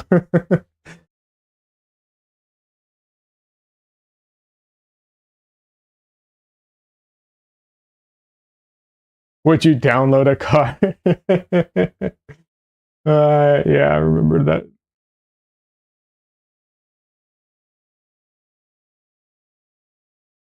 I grew up in a time when I definitely pirated things, like all the music, Napster, and all that stuff, like for sure. But I honestly think that a lot of that stuff was super short-sighted, because so many people have made money off of me because of the things I, downloaded or got for free. So I definitely think that there's a bit of short-sightedness with a lot of companies and products where they're just like, they just want the money. They don't care about anything. It's like, well, if you're a little smarter about it, you'll actually make more money in the long run. But yeah.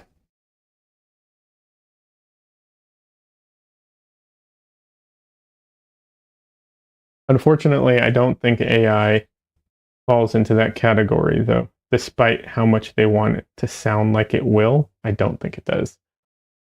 Did you see the people who are mad about the Forza trailer? No, I don't know anything about this. Forza is this a movie or I know it's racing related. Is this a movie or oh, Furiosa and the Mad Max? No, I haven't. They're coming out with a Furiosa movie? That's cool. Why would people be mad about that?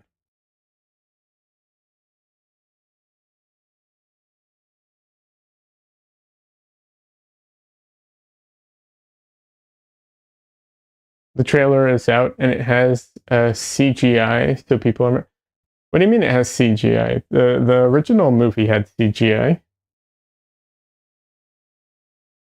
I mean, it was a lot of practical stuff, but it was still they still had CGI in the original movie. Do people think they didn't have any CGI? Because they had CGI.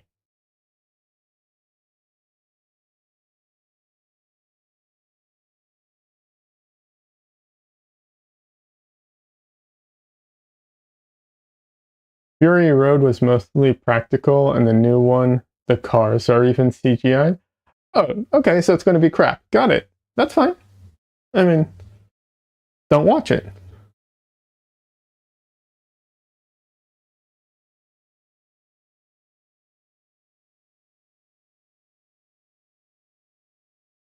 Also, the casting is weird. Yeah. Look, the Mad Max Fury Road was mostly practical effects, but they definitely combined it with CGI. They're like anyone if anyone thinks they didn't, you're wrong. You can go and watch behind the scenes. They're not hiding it. It's there. There's a lot of compositing and stuff like that, especially. It's there. Yeah, but yeah. Uh, Bob says it has a massive fake ass storm in it. Yeah, that storm looked like crap. I will say that. At least in the theater I saw it in, it did not look good. But overall, the movie looked great. That was the one thing that it was just like, this does not look good. You watched it recently and it stood out. Yeah, no, it stands out. It is not well done.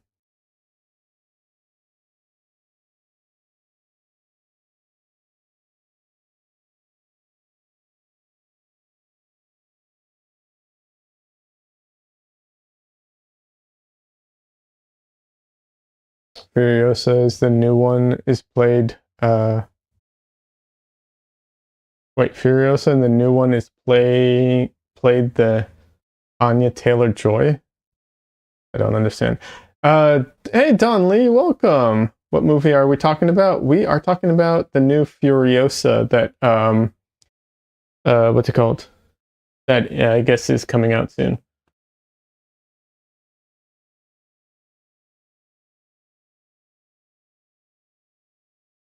Apparently, there's a new Furiosa movie. How you doing, Don Lee? How's the portfolio stuff coming along? Oh, he's switching to Twitch. Okay. Oh, so Anya Taylor Joy is playing Furiosa? I don't know who that is.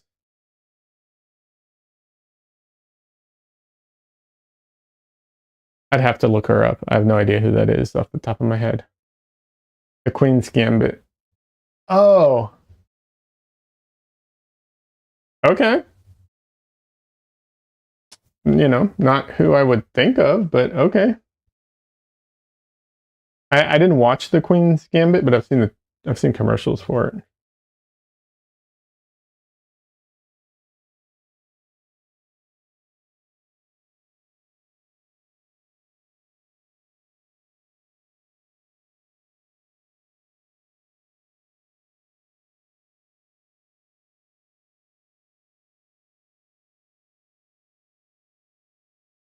Hey Donley, did I watch the movie The Menu with us on movie night a while back? No, I missed that one, unfortunately.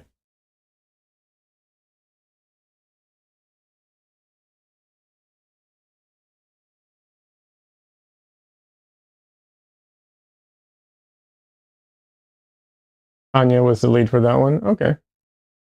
Bob says she's a good actress, but she looks like a delicate Lord of the Rings elf, not a action star. I mean, from what I've seen of her, she doesn't look like she fits the part very well. Like, what's her name pulled it off really well. I can't remember her name, but you know, the original. Charlize Theron is an intimidating woman. Yeah. Um, Donley says you think she would have to put on some muscle for it. Yeah. I mean, you know, unless it's part of the story, like maybe it's the origin of her, and she's younger and you know smaller, and throughout the thing she toughens up. That could be part of it. Like there could be a way of doing that. Or she could, maybe she's like really wiry underneath the. Bob says it is her origin, but it shows her fighting Chris Hemsworth. I mean,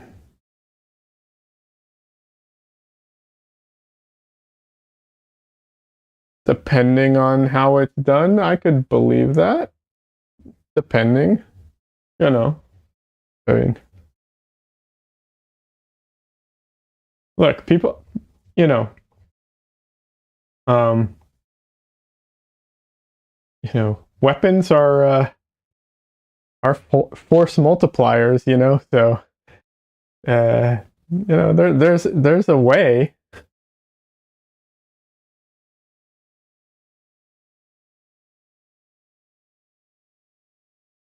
Visually, that's going to be like it's going to be a little hard to sell, but it's doable.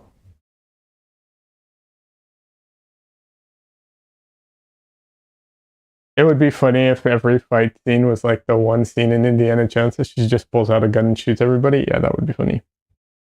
I mean, look, it's doable. It's just like I've seen, I saw Hemsworth in he's recently, and he has a couple action movies that came out recently on Netflix, and you know, he's a he's a big dude with that's really built. So it's you know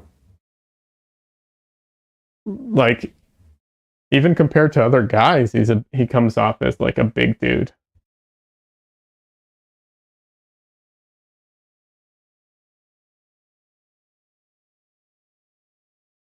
And it's not that muscles, like big muscles, necessarily make you the strongest person.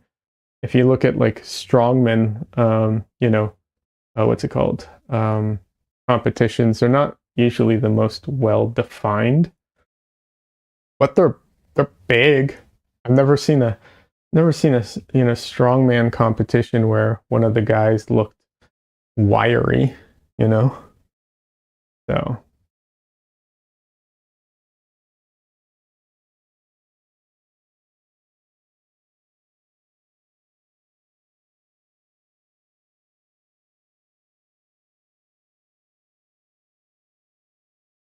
and vice versa, right? Like I've never seen a really you know, big guy like run marathons. So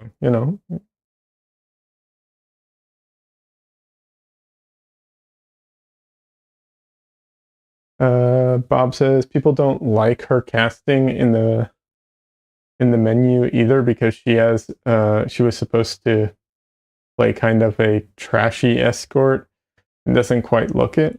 Okay, that's fair. I don't know. I didn't see I didn't see that one, but you know, there's a lot of miscasting done in general. Like it happens a lot, you know. Hey Donley, by the way, how are you doing? I tried to ask you earlier, but when you were switching, I think. How's the portfolio stuff going, man?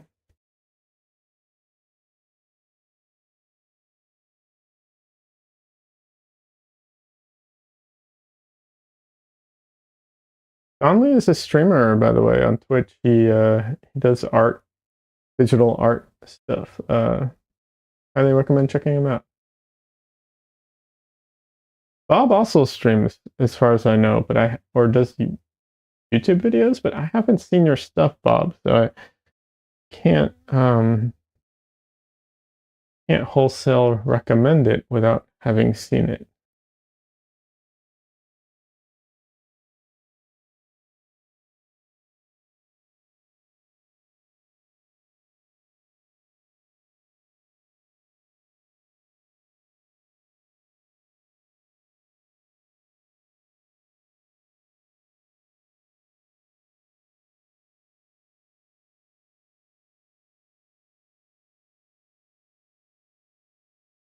You just make videos. Okay, YouTube videos. Got it.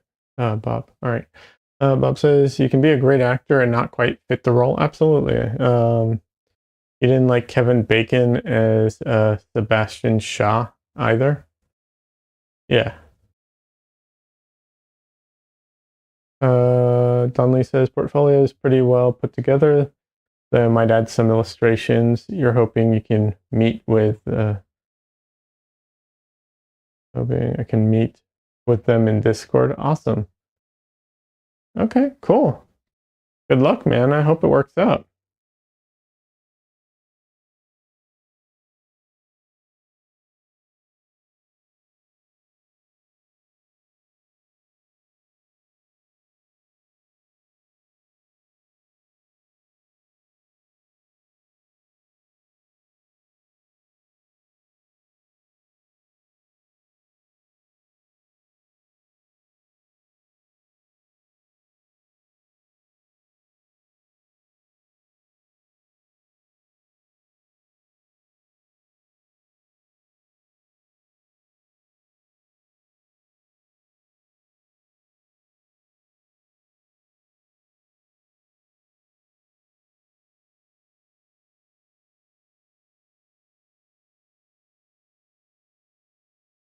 Bob says, I think Kevin Bacon is about a third the size of Sebastian Shaw to come.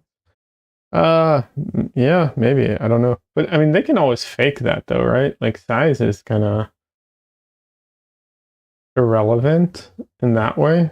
Also, in certain characters, the size of them doesn't matter much. It's like their power ability are not related.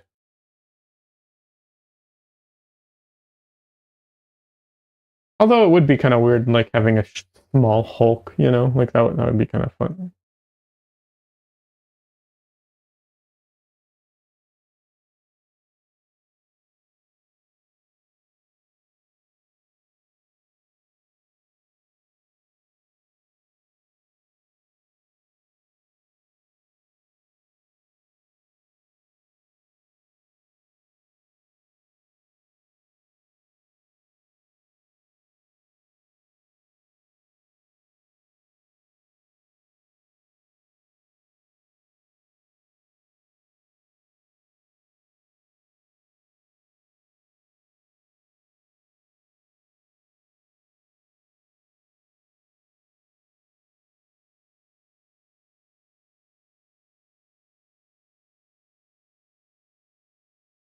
I wonder why Charlize Theron didn't return for Furiosa. Oh, I guess if it's a prequel, I can understand why they would want to go with a different actress. The de-aging stuff does not look good. And to do a whole movie like that, I don't think would be good. Um Bob says it's kind of like Tom Holland playing Bane. Yeah, absolutely. Uh And yeah, it's supposed to be Kid Furiosa. Yeah, I mean, I get that.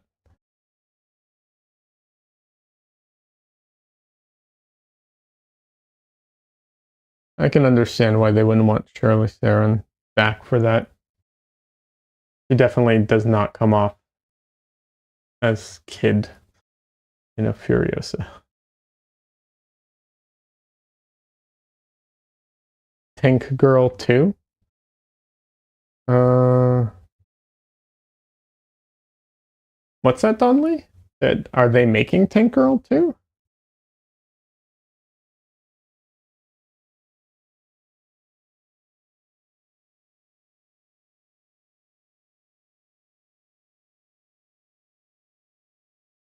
I haven't seen Tank Girl in so long. I wonder how it holds up.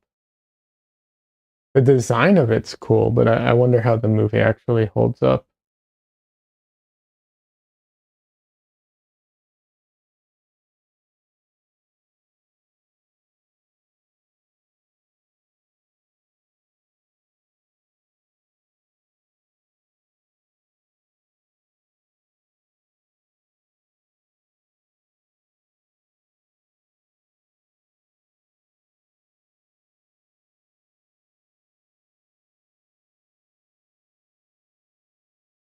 Oh, Donley says he's trying to make a joke about Furiosa kind of version of Tank Girl. Yeah, I can see that.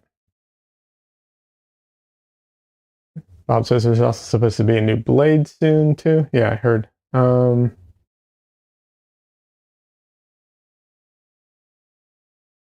Donley says, or in my mind, the world and characters seem a little similar. Yeah, I can see that. Absolutely. I can see similarities between them.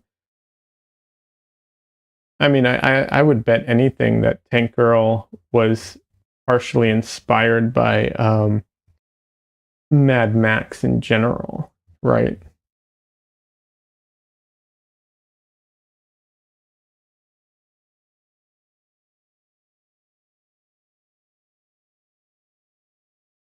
Obviously not Fury Road, but just in general, yeah.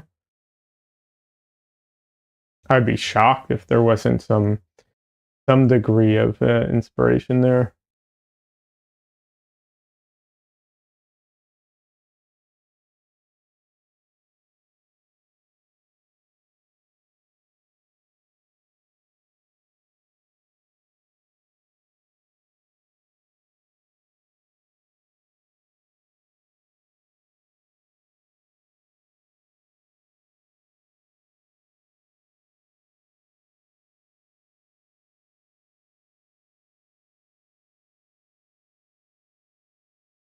Um, Bob says it's actually funny how like post-apocalyptic stuff came out after the original Mad Max.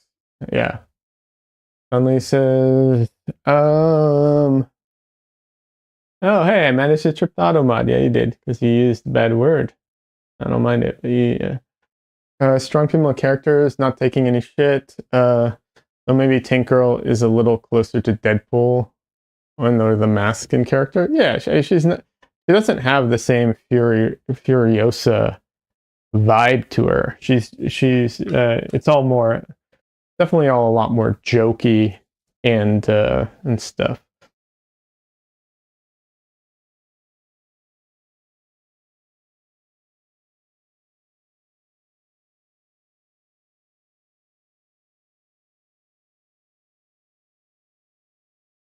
Absolutely.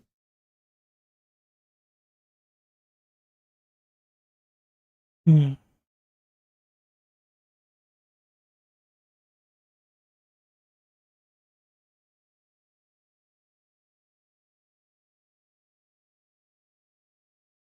Oh, Don Lee, check it out. I got this little thing. Uh,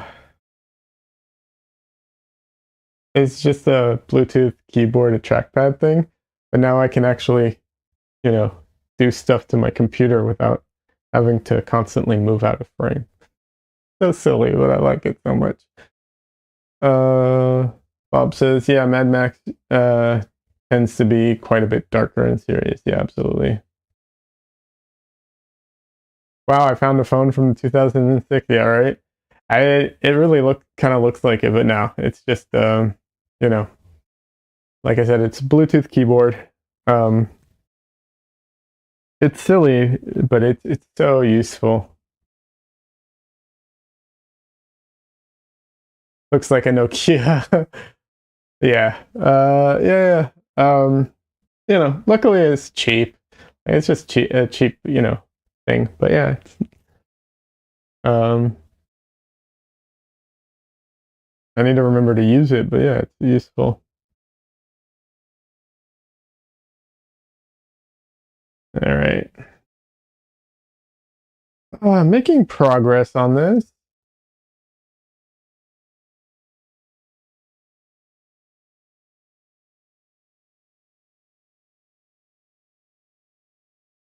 Think I need to go get something to drink though. Thirsty. So, I will win. Thank you, Bob. I appreciate that. All right, I'm gonna just take a quick break here to go get something to drink. Uh, and I will be back probably like 5 minutes, maybe less.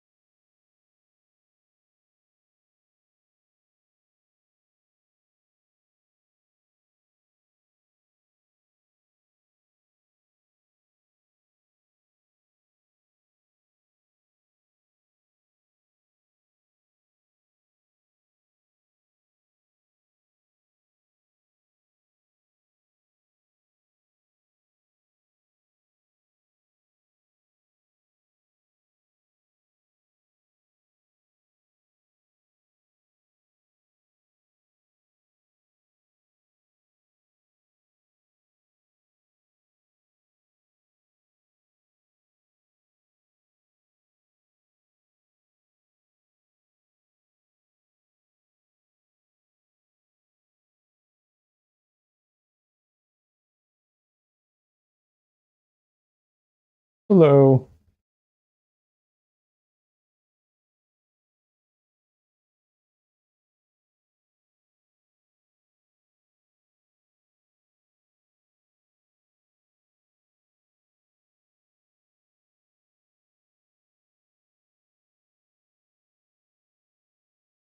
I got coffee and cashews.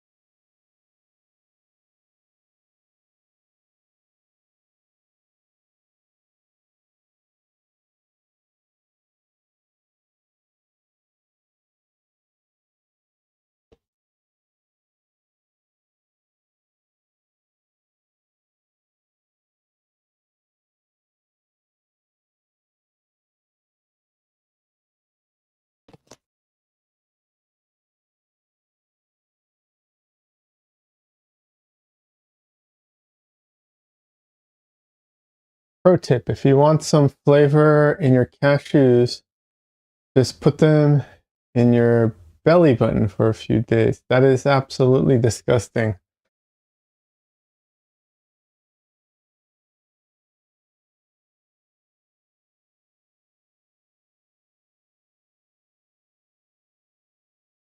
Ah.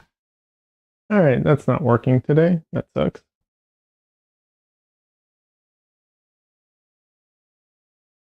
Yeah, that is absolutely gross. Um, Cashews, if I remember correctly, they are they're crazy. Like they're one of the few. I think if I remember correctly, it's like really bad for the pickers and the workers who harvest them. I mean, agriculture in general is like a is hard work, but if I remember, cashews specifically is like really really messed up, which is unfortunate.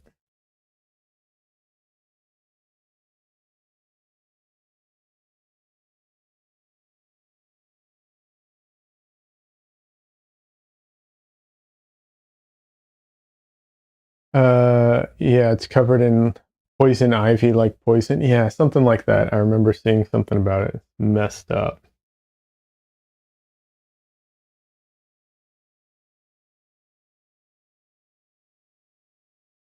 Oh, I need to put out more. Um, the red color, rose. That's it, rose.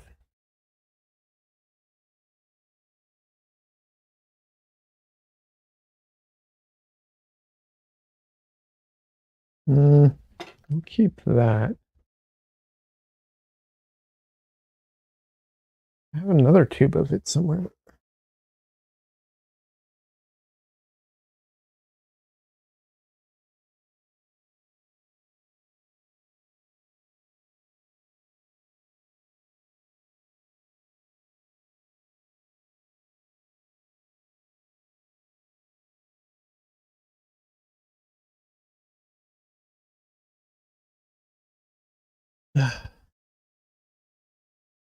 Where I just bought. Is this it? Yeah, here we go.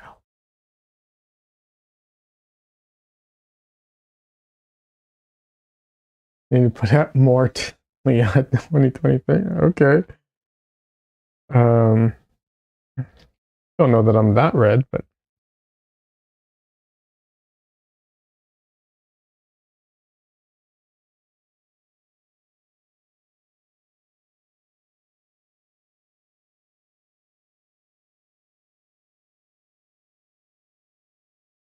we'll see how this one is. It's a different brand.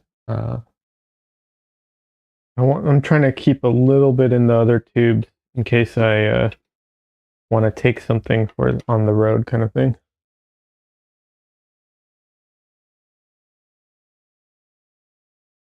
I paused weirdly after saying more. Oh yeah, because I was thinking of the. I was trying to remember the name of the color. That's why. I I knew exactly what color, but I my brain was like having a hard time recalling the name.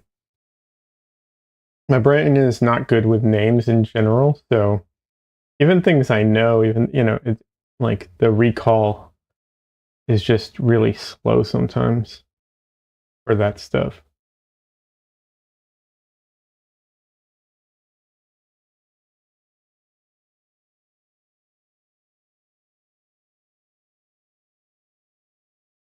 Like to the point where like I remember one time calling one of my friends. This is like in high school, so it hasn't happened in a long time, but still remember it because like I called my friend and his mom answered and I could not remember his name. Like one of my best friends, I could not remember his name.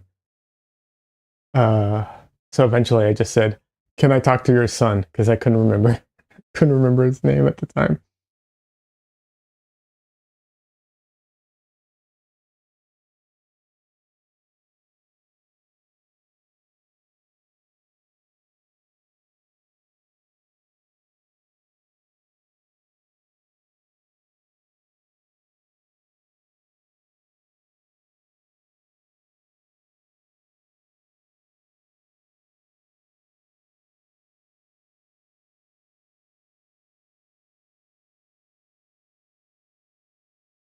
That's yeah, no, Bob. I get what you're saying. It's funny.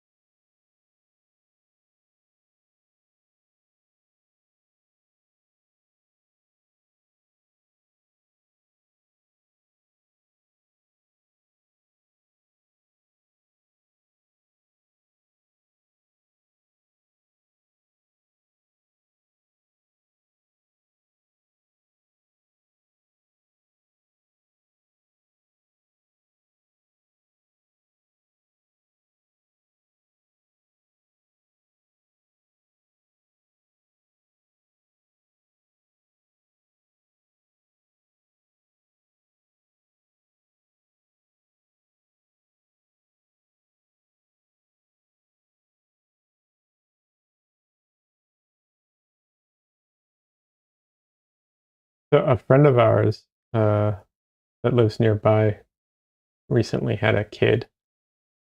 So she has a newborn, and they brought her over the other day, and am I have never been like good with children.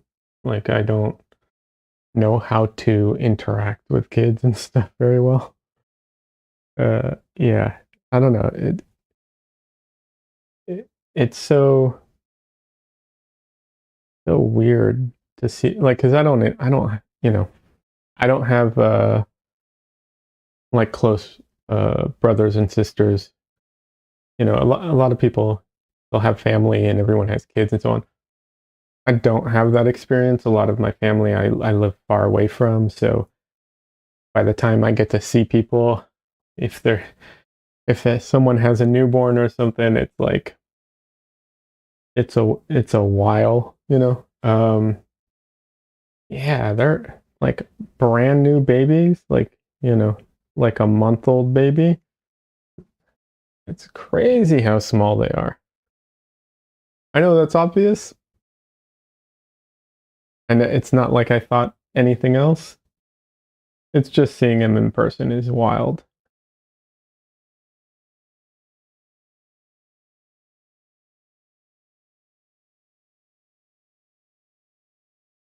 I just that thought came up because you of what you had said, Bob. That's why I just like thinking about it.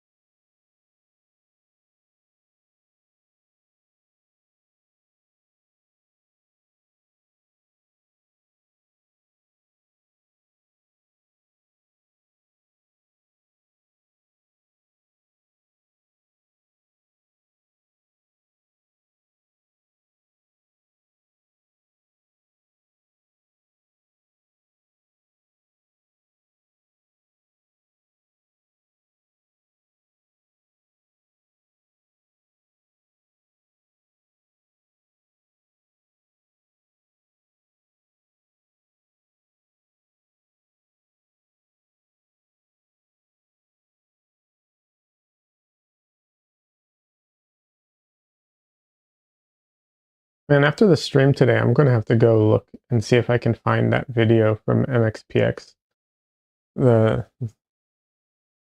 the one that I did the artwork for.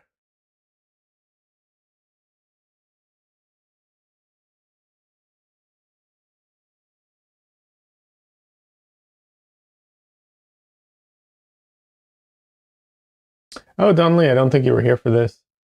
Um, I was just, I don't remember how it came up, but it came up. I did back when I was like in art school, so in uh 2000 and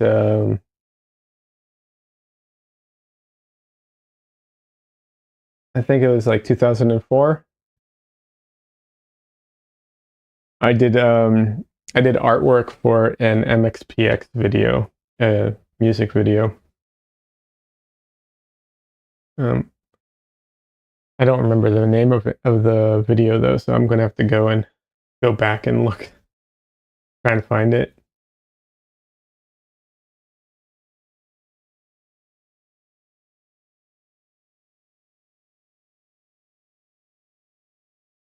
Like I said, I was an art student at the time, so definitely not the best art in the world either. It's just funny.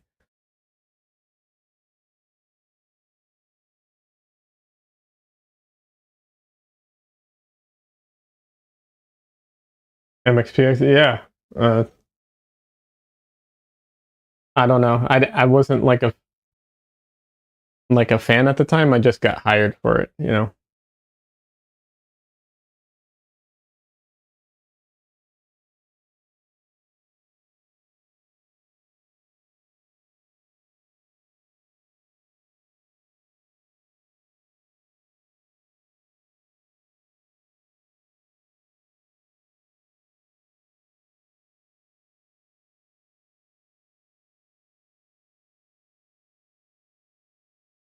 It's cool. You're looking them up right now.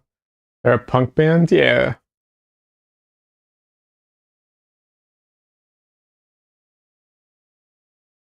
But like, I don't think they're like hardcore punk, you know. Or maybe they are. I don't know.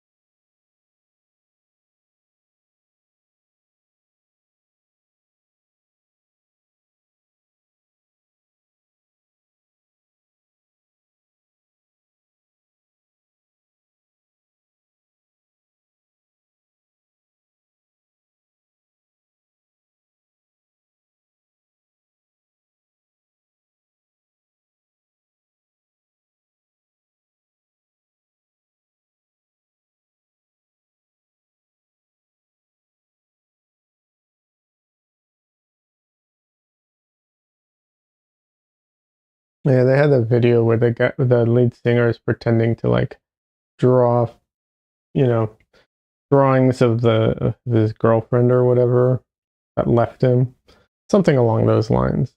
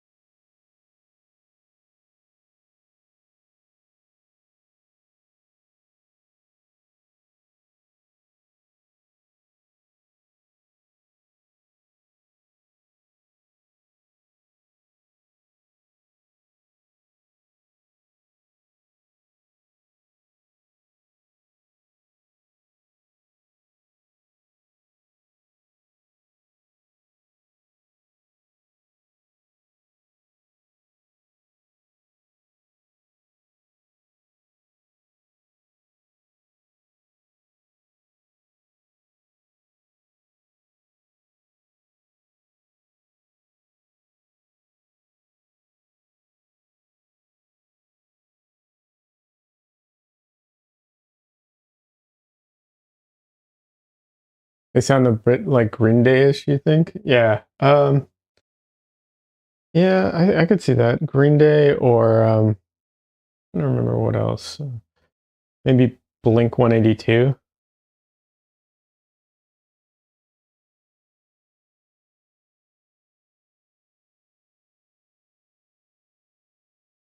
Hey, Aaron, welcome. Good to see you, man. How you doing?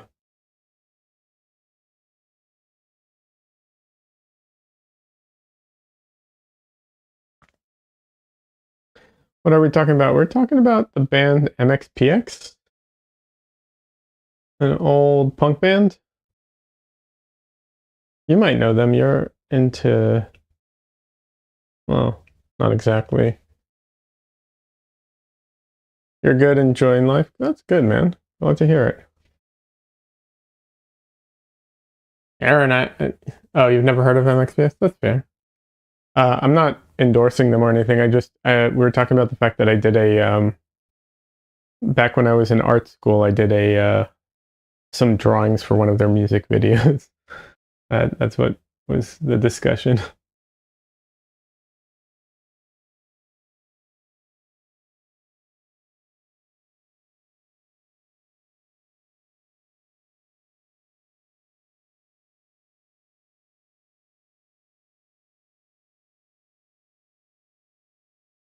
I don't remember how it came up. It's just something we were talking and it reminded me of it. And I was just like, oh man, that reminds me. Now I have to go back and find the video just for, for the fun of it kind of thing.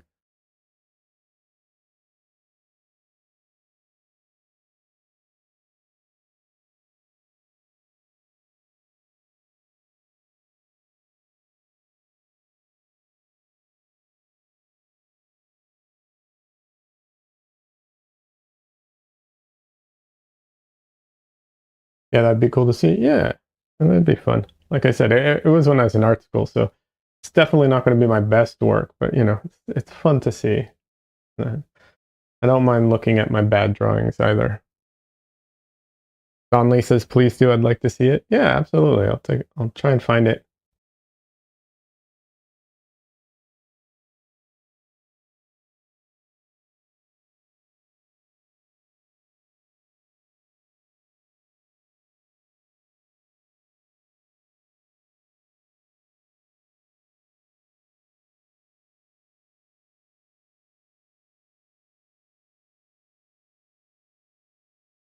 So Aaron's a buddy of mine. Used to work together, and I was this close to calling Aaron last night for help with my computer. I was so frustrated. I I spent hours putting the computer together, and it wouldn't start at all. Like nothing worked at all.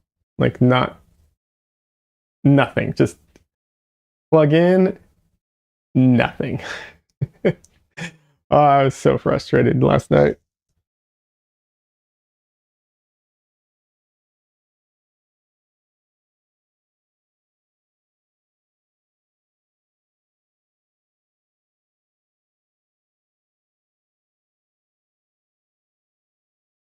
Uh, Aaron says it's always like shit that gets you. Yeah, it's always that type of stuff that gets you. Finally says, "Uh oh, yeah." I just let it be, and I was like, "Fuck it, I'm done for the night." And then I came back to it today, and I don't know what the problem was. I basically took it apart and put it back together. Aaron says, like, when I built my latest one, I didn't know about the secure boot feature that you need to enable to start Windows 11. Literally check that shit and everything worked. Yeah. I see. I didn't even know about that. I didn't, I don't know if I need to do anything for that. Probably not anymore. It's probably pre set up for that. But yeah, I literally just took like I'd already put everything in the case, took everything out of the case, put everything back in the case, and it works. Most likely it was like a wire or something somewhere.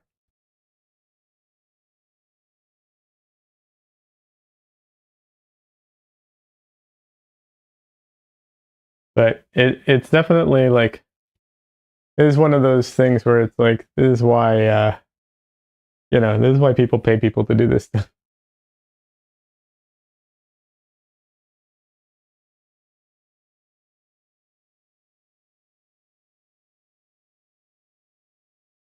It's always humbling to build a new PC here. Yeah, it is.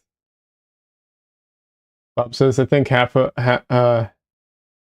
PCs you've built messed up the front panel connectors in the first try. Yeah, they gotten better at that now. They make them pre-built now, so that part's actually easier. Um, but yeah, it's always something like that. Like so many times, it's like, oh, it's a wire, got disconnected, or you didn't plug it in the right way. Like literally, that's the most problems.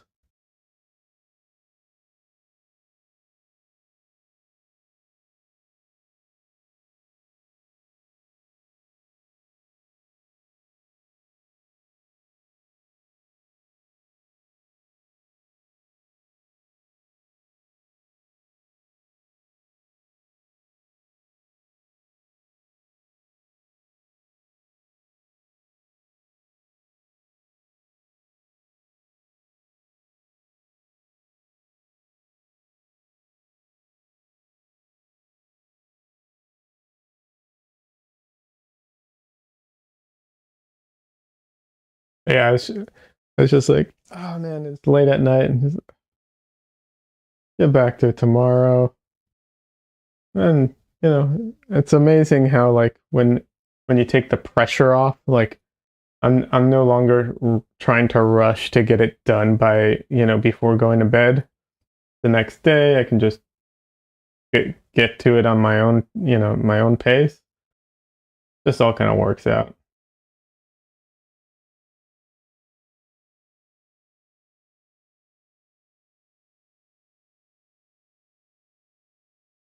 To sidetrack the conversation to something, I've always wondered if I've been into painting, or you developed the interest later in your childhood or life.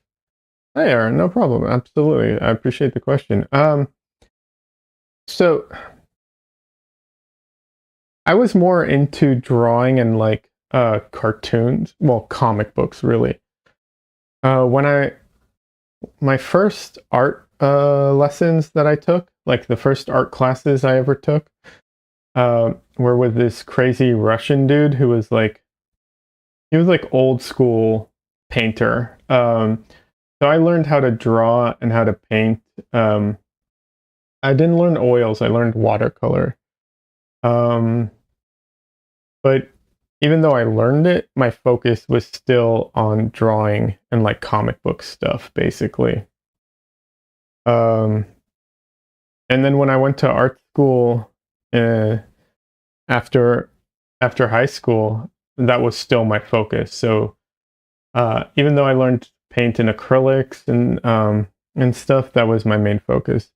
So no, I would say that like painting, um, yeah, was not always my thing. It was I was more into drawing and um, narrative storytelling or sequential storytelling rather. Um, but I don't know. I don't know if it would have been different had I used oils when I was in like art school or not. I don't think it would have. I think it was a mental thing. Like over time, I started doing what's it called? I started doing digital painting, and then eventually, I moved to traditional painting. And part of the reason for that was because I really wanted to do something for myself. I'd been working so hard for other people all the time, um, doing what they wanted, doing their stories, doing their stuff. I wanted to do something that was my own. So painting seemed like a good outlet for that. And then once, and I was afraid of dealing with oils, so I tried to find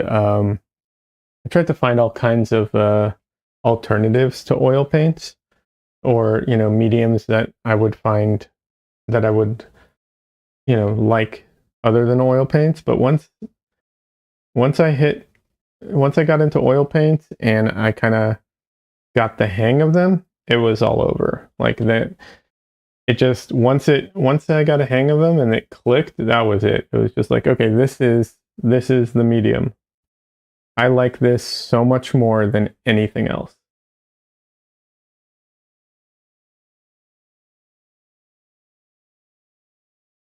And I don't know if the sad thing, but in a way, the sad thing, or it's not sad, but maybe interesting. I think personally, and everyone's going to have their opinion on my personal abilities, but I honestly think I am much better at painting than I am at drawing. Um, so yeah, I think like I'm a much better oil painter than I am at drawing. So, um, and I don't know why that is. I don't know if it's because I can like cheat certain things better, or if it's because it just kind of clicks in my head better. I don't know. Do you think that painting uh, is able to get across the narrative behind it in the same way that you can with storyboarding? And Aaron also says that's crazy because you're really good at drawing.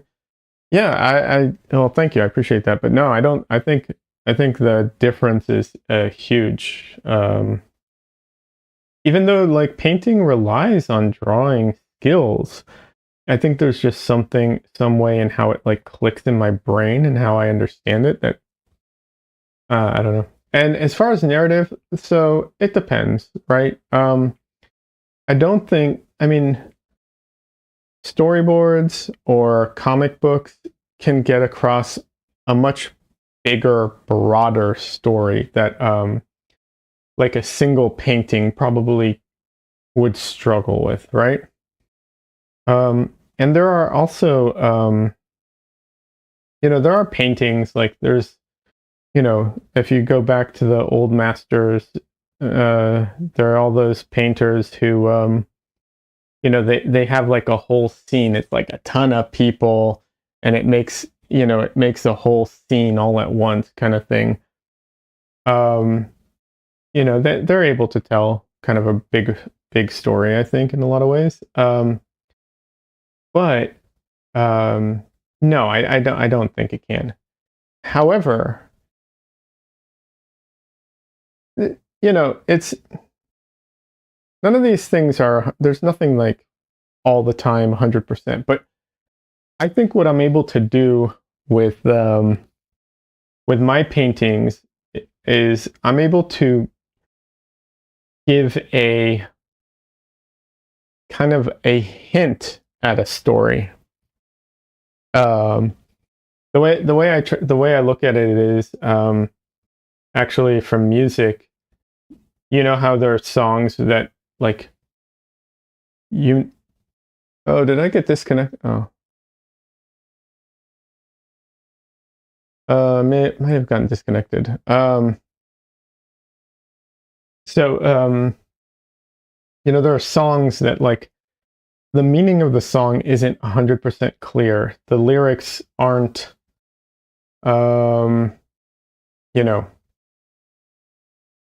aren't that well defined. You have to kind of read into them, and people project their own meaning onto it because of that. I think I'm able to achieve that with my painting in a way that I would struggle to do if I was doing, um, if I was doing basically uh, storyboards or comic books.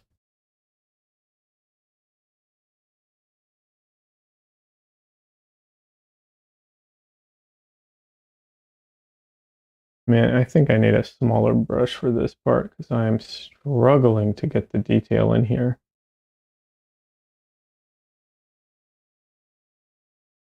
But yeah, I think and that's why like that's why my focus in painting is so heavily on like mood and atmosphere, is because I don't want to do those narrative paintings. I don't want to like Rockwell is an amazing painter,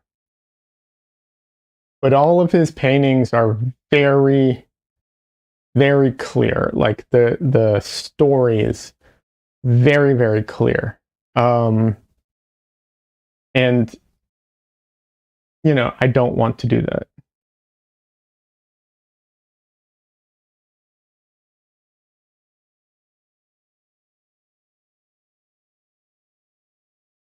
Uh Aaron says it's why I love watching the masterpieces explain uh or hearing about all the story and the artist in the point of their life. Yeah. I think that stuff can add a lot to it. And it can be very interesting.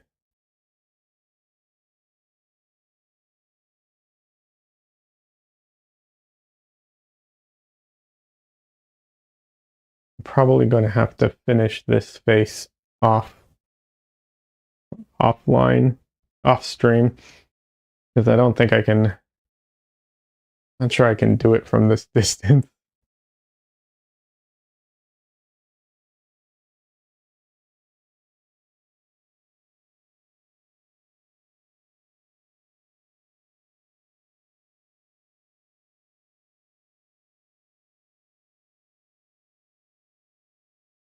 Yeah, I do like you know uh, history. History can be so interesting. It's such a shame that it's often presented so flat and boring. But I love hearing the stories on like old on artists or old masters and how they lived and painted and or produced artwork and so on. There's a cool book. I think it was called like The Working Habits of Artists or something like that, and just like talks about different artists. Not all are painters; they can musicians, all kinds, and how they like basically their working habits in their life, like how they went about doing all the stuff they did. A lot of what's it called? A lot of drugs and alcohol were involved. Um, Bob says I model my working habits off Francis Bacon. I don't know who Francis Bacon is off the top of my head because my memory sucks, but I'm guessing that is not a good thing.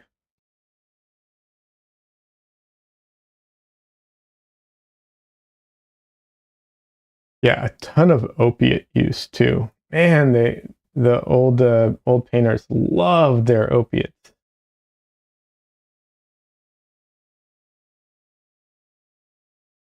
I think because it helped them be more productive.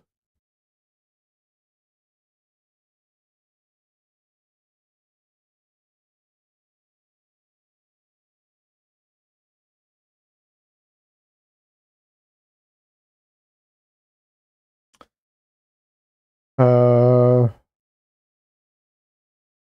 Automod got Bob again. He is the one that recreated his studio, and it had like 2 trucks worth of crap. Okay.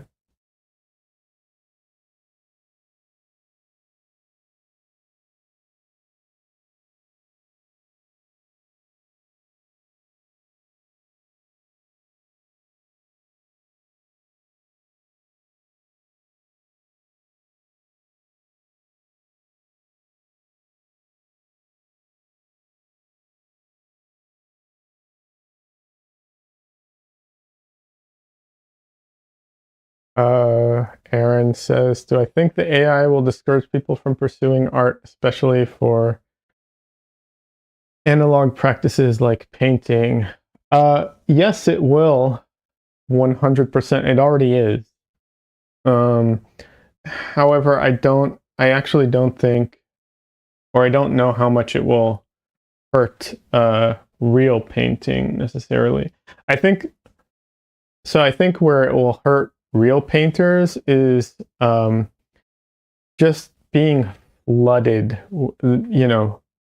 being buried by the quantity of stuff out there. It's really hard to compete with the quantity that they put stuff out. But it already is. There's literally like a ton of people who are discouraged by this. Some people in art school, like literally people leaving art school because of this. The art schools are also dealing with like depression issues at a much higher rate now because of all of this.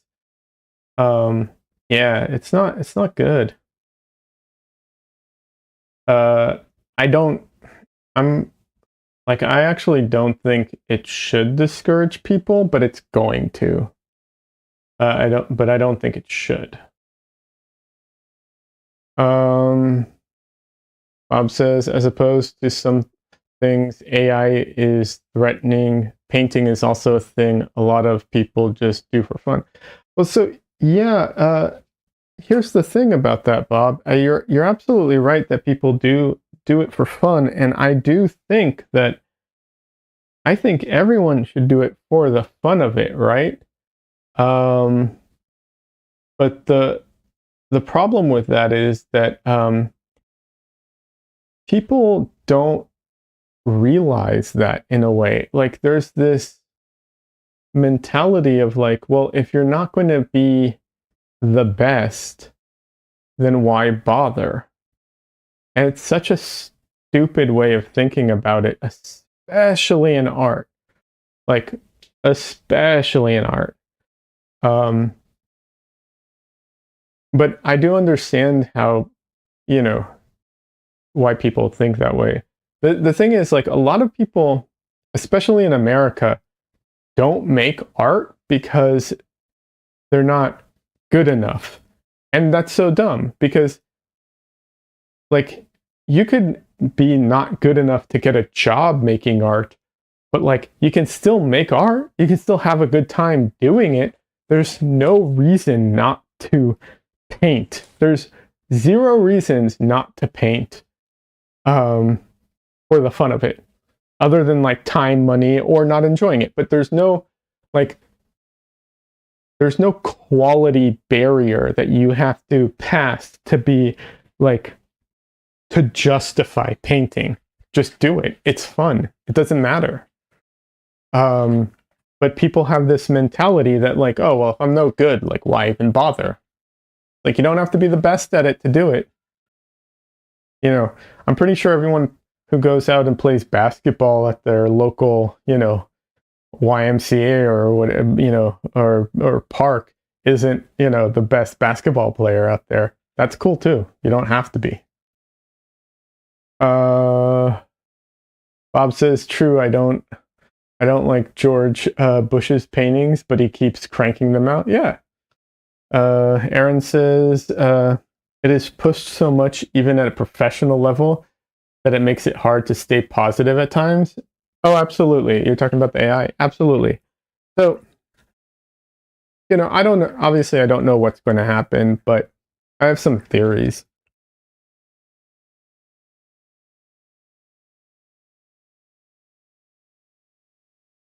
Like, obviously it's here to stay to a degree, right? Like it's not going to disappear. However, I do think that there will be laws and legislations and so on that are going to make it a little harder for them to make the product, I think. And and like it will be pushed into productions and so on, but I don't think it's going to be heavy in the high end market, because the amount of work that like the amount of work that it takes to get it to function at that like very high level, you might as well just hire the people to do it anyways. It's one of those things. So I don't think it'll be a big deal there. It's definitely going to hurt a lot of people in the like entry level type of thing. Let's see. Oh, I got rated by Jomsy. Hey, Jomsy. Welcome. I'm tired. These lovelies are your problem now. Yeah, it's good to see you, Jomsy. Jekka. Okay, I'm not going to know how to do that. I'm going with Rob, but I might be wrong. James is tired. We're your problem now. All right. Welcome. Welcome, everyone. So yeah. Hi. Thanks for the raid. By the way, I'm simulcasting this, so if you follow or subscribe or or like follow me or whatever, I can't see the notifications, unfortunately. So I apologize. I thank everyone who does follow. Thank you very much. But yeah, I can't see the notifications at the moment. Jomsy was just laying down some badass, some bass for a track that I'm producing with a palette. That's awesome, Jomsy. That's so cool. So yeah, I'm kind of simulcasting, so I'm reading two chats at the same time. Yeah. This Jomsy says the simulcast is a lot to get used to. You'll get there. Yeah, I just don't have it so that I have the notification window to pop up as well on Twitch. So I appreciate the follows. I will say this: I do prioritize my YouTube because the video quality is better, and I'm a visual artist, so I prioritize that one over Twitch at the moment. But Twitch has the better chat features. I will say that for sure. And there's at least at the moment, more of a community. So yeah. Jomsy says valid. Yeah, absolutely. Yeah, I mean, it's helpful. You can actually zoom in a little and see a little more detail on YouTube than you can on Twitch. Also, no pushed commercials. I will say that. I don't think that YouTube pushes commercials on you. So for the viewer, that's kind of good. We're talking about AI art stuff a little bit, and Aaron over on YouTube was saying he doesn't think legislation will be enough, though. It won't be enough, but it'll be something. It's not going to be 100%. It's never going to be 100%. And like I said, it's here to stay to a degree. I unfortunately think it's going to hurt a lot of people in the like entry level. That's where I've always seen it be the biggest threat, and where I still think it's going to be the biggest threat. Yeah. So other than that, I don't know what's going to happen with it. Obviously, other than it's going to produce a ton of crap. That I know.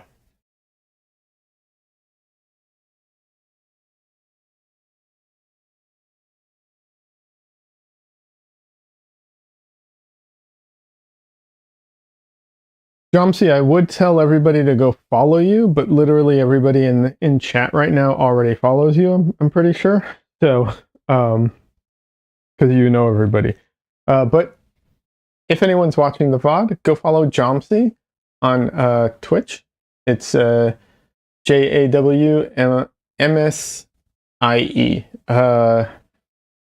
He does music, and he does really cool readings. He has a great voice. And Yeah, I don't know if you still play video games, but he used to play video games. Yeah, go check him out. He's a really cool guy, and he makes movies. He's a photographer as well. So a man of many talents.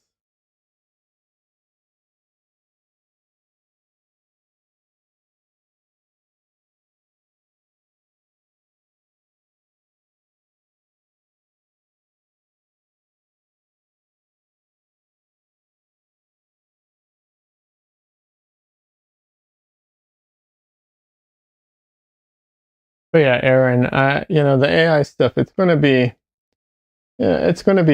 hard for a lot of people. I mean, it already is affecting people. Like, if you go to what's it called? Um, like cell phones have marketplaces for like wallpapers and stuff like that. Which I mean, I don't buy that stuff, but if you do, if you go there, you'll see it is like overrun with crappy AI stuff.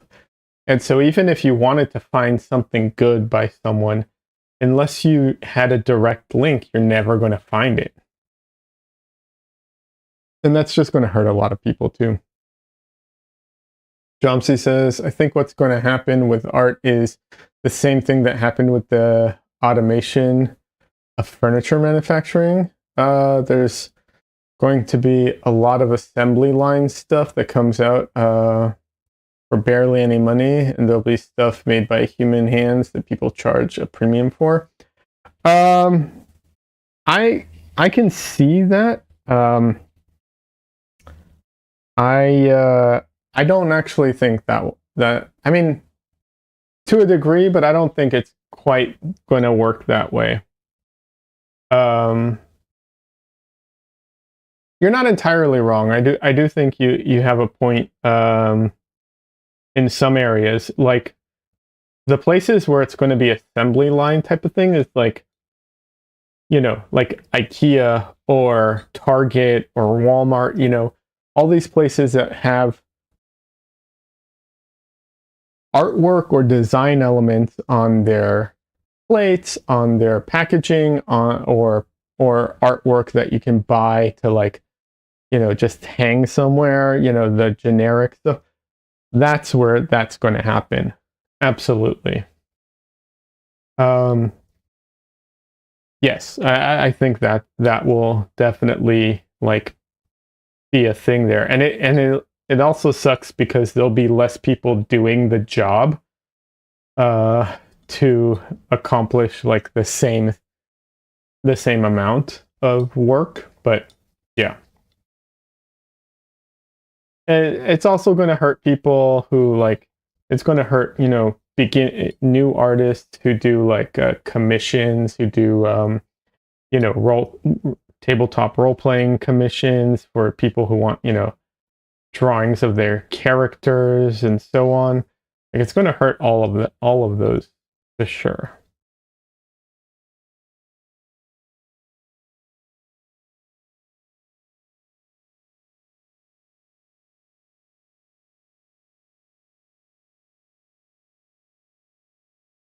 But as much as they like want to bring this into like production and like movies and stuff like that, I actually don't think it will be that big of a deal in that area, at least not in like the you know big budget stuff, because like I was saying, when you start getting into those areas, the the quality and the specificity that you need things ends up being so hard to accomplish with the technology that it almost isn't worth doing. It'll be kind of folded in, like it'll be a part of it, but it's not I don't think it's going to overrun it. But that's only at the like high end, top of the line type of stuff.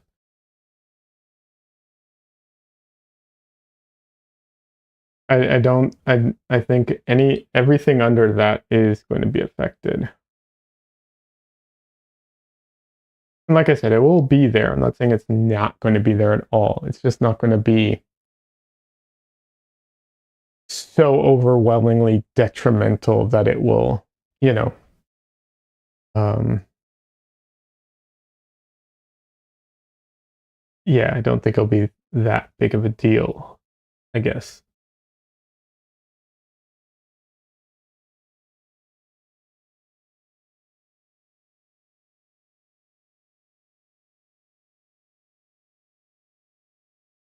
But we'll see. Hopefully, you know, um, we'll see. Like they're tiptoeing around the music industry at the moment because they're scared of the lawyers on the music industry, and we'll see what happens with that. The music industry getting involved and the movie industry getting involved.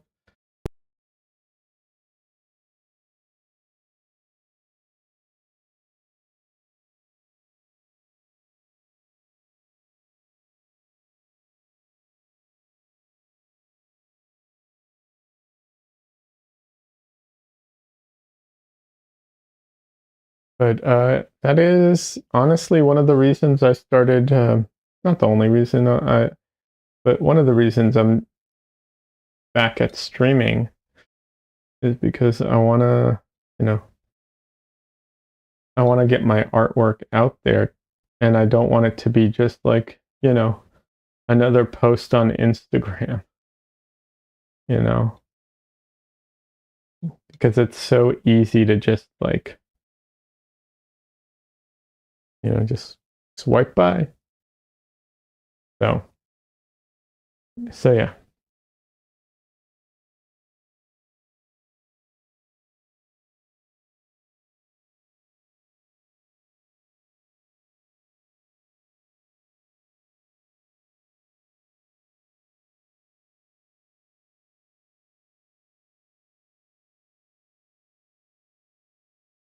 If anybody wants to see, this is a bit old at this point, but and I don't agree with his conclusions. But there's the artist Ross Draws, unrelated to Bob Ross. It's just his name is Ross, so Ross Draws on YouTube.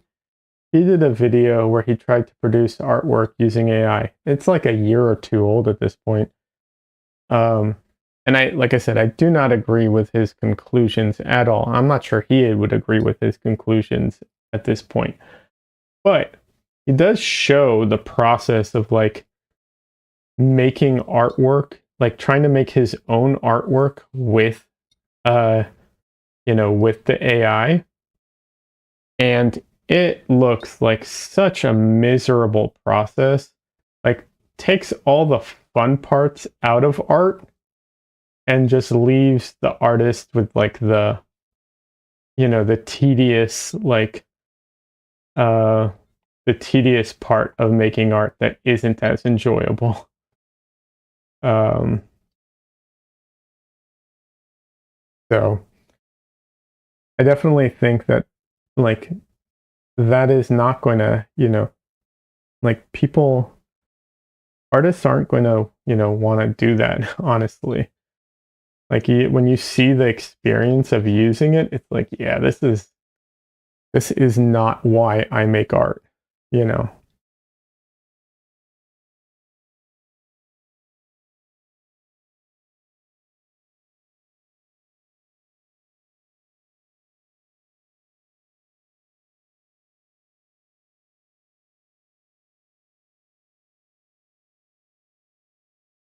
John Lee says I'm lurking, chatting with someone about questions to ask for the interview.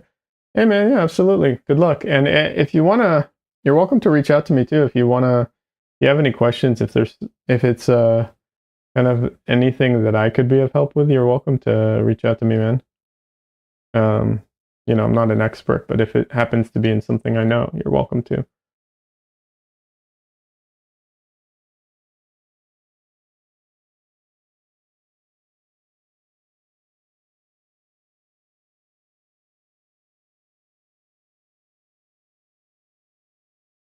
also, getting back to the art stuff, I'll say that like there is something, in my opinion, special about holding a real piece of artwork.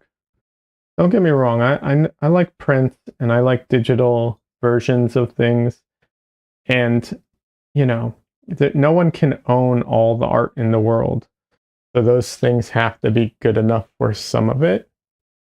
But man, there's something special about holding a real piece of artwork in your hands. Um, I don't know, just it hits different. It feels so differently than than just like digital and even print. I mean, some prints are really really good, but yeah, I don't know, it feels so different.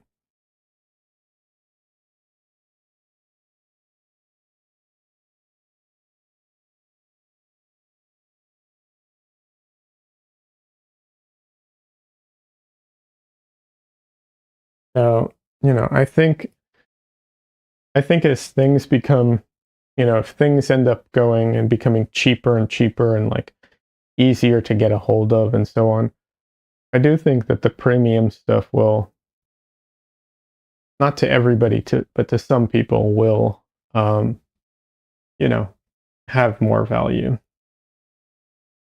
It's always going to be a minority, though.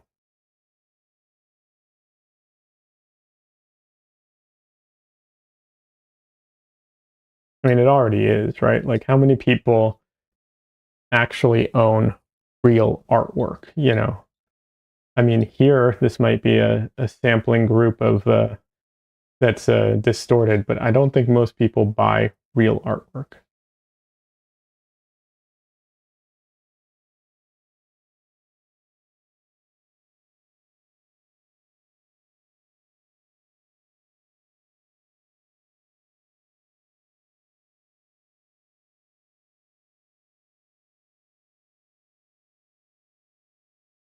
One thing, though, that I am hoping or hopeful about is to give an example from one of my favorite artists, Nicholas Uribe, right? He um, uh, he has a YouTube channel now, and for I think it was 2 years, he was offering paintings at a really reduced price, um, and was painting every day. And I don't. It's definitely not a what's it called? It's definitely not a pace he could keep up.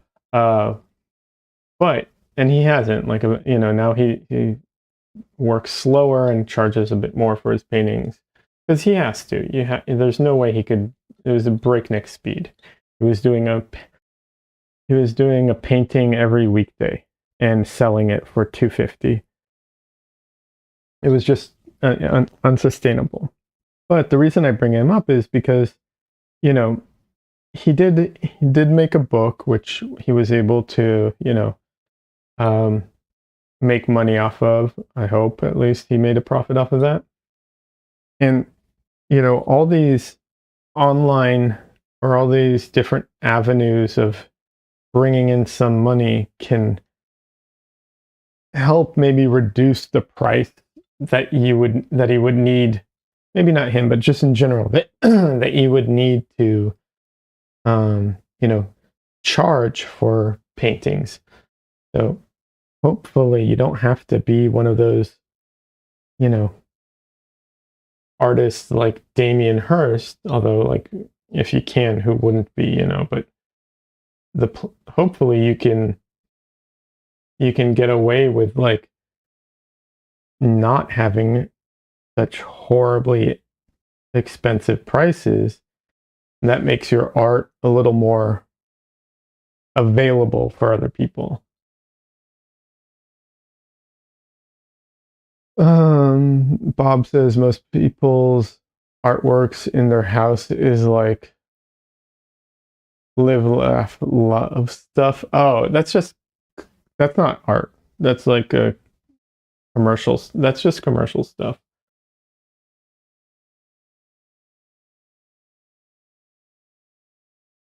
I know what you're saying. It's like design stuff that you find at like Target and crap. And that's why I said, like, that stuff is going to definitely be hit by AI stuff because it'll be so you won't need to hire as many people to do the same amount of work. That's basically it. Mm.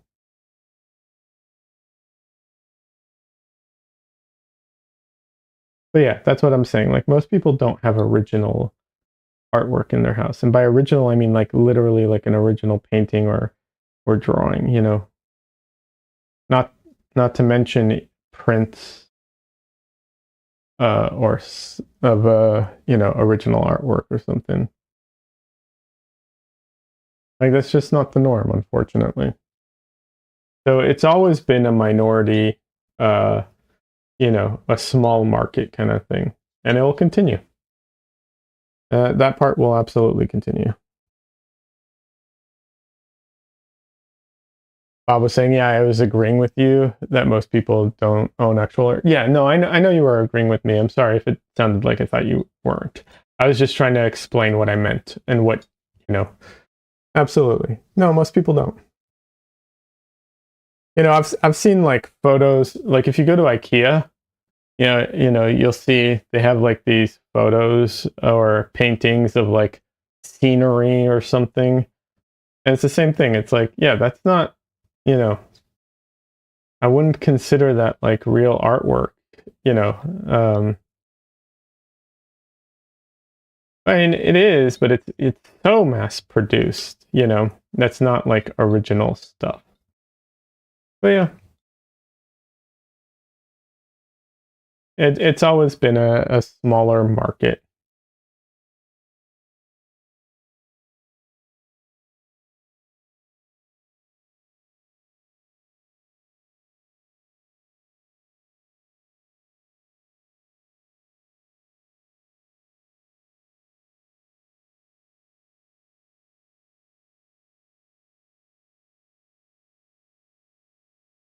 Uh, Bob says, yeah, or Hobby Lobby has whole aisles of random generic paintings. Yeah, exactly.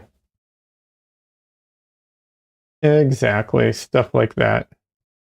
That stuff will be made by AI. You know, people using AI to make it. Like that's definitely going to happen if it isn't already. Anyways, let's see. All right, friends, I am going to start saying my goodbyes now. I am tired today. I have a lot of things I need to catch up on. And I keep getting notifications from YouTube that I'm getting all these errors.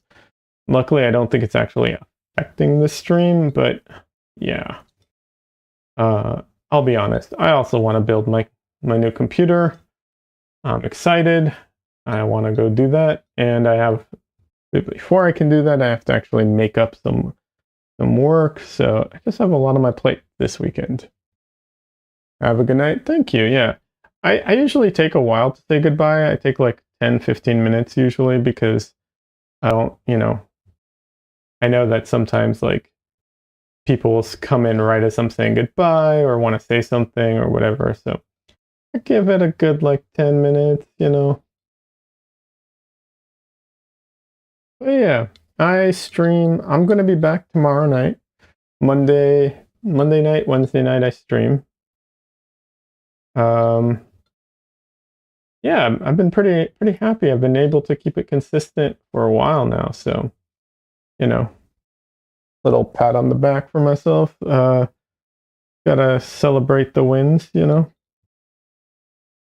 Not the obviously the biggest deal in the world, but it's, you know, a start. And hopefully next year or the end of this year and next obviously we're at the end of this year, but you know, hopefully next year there'll be a lot more cool content that I'm able to produce in addition to paintings. So we'll see. I'm dropping in and out over here. Yeah, see, I knew it. It's hopefully, you know,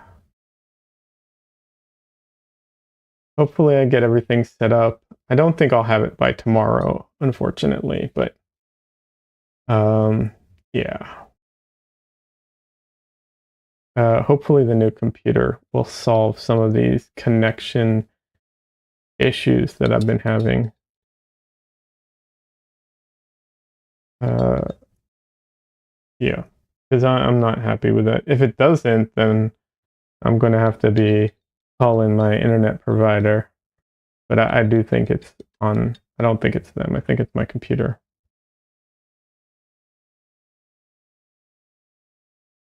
It's like for a second at a time. Yeah, yeah. I think. I don't know why it does that, but yeah. Uh,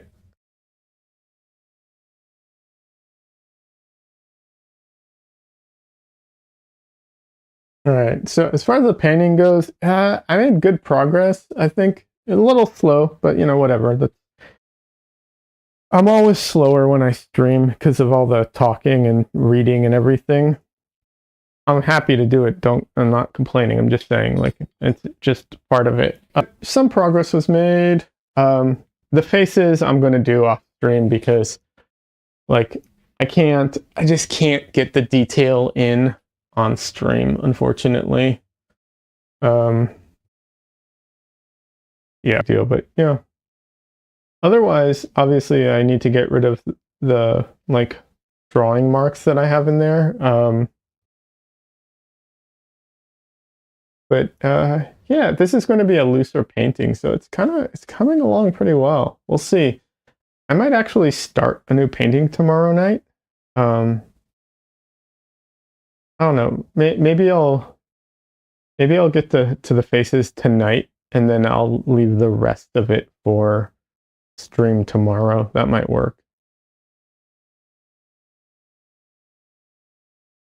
Uh, oh, Bob, you're saying you blame Don Lee for the cut for me dropping out? Yeah, for my connection errors. Yes, absolutely. I'm sure it's his fault.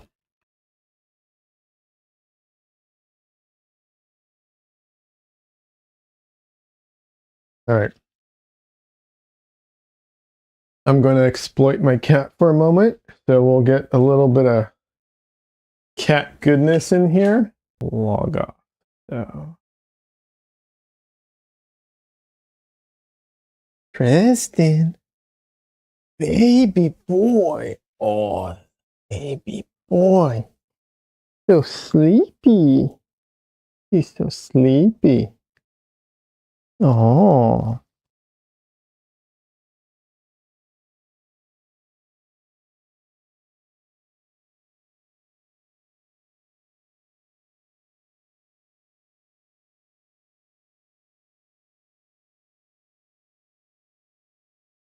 where are you going?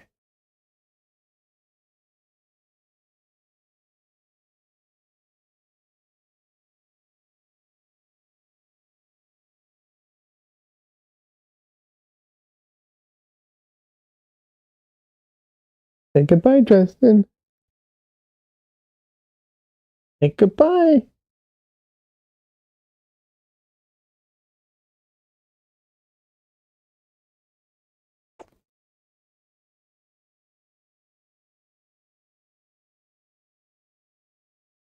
Alrighty.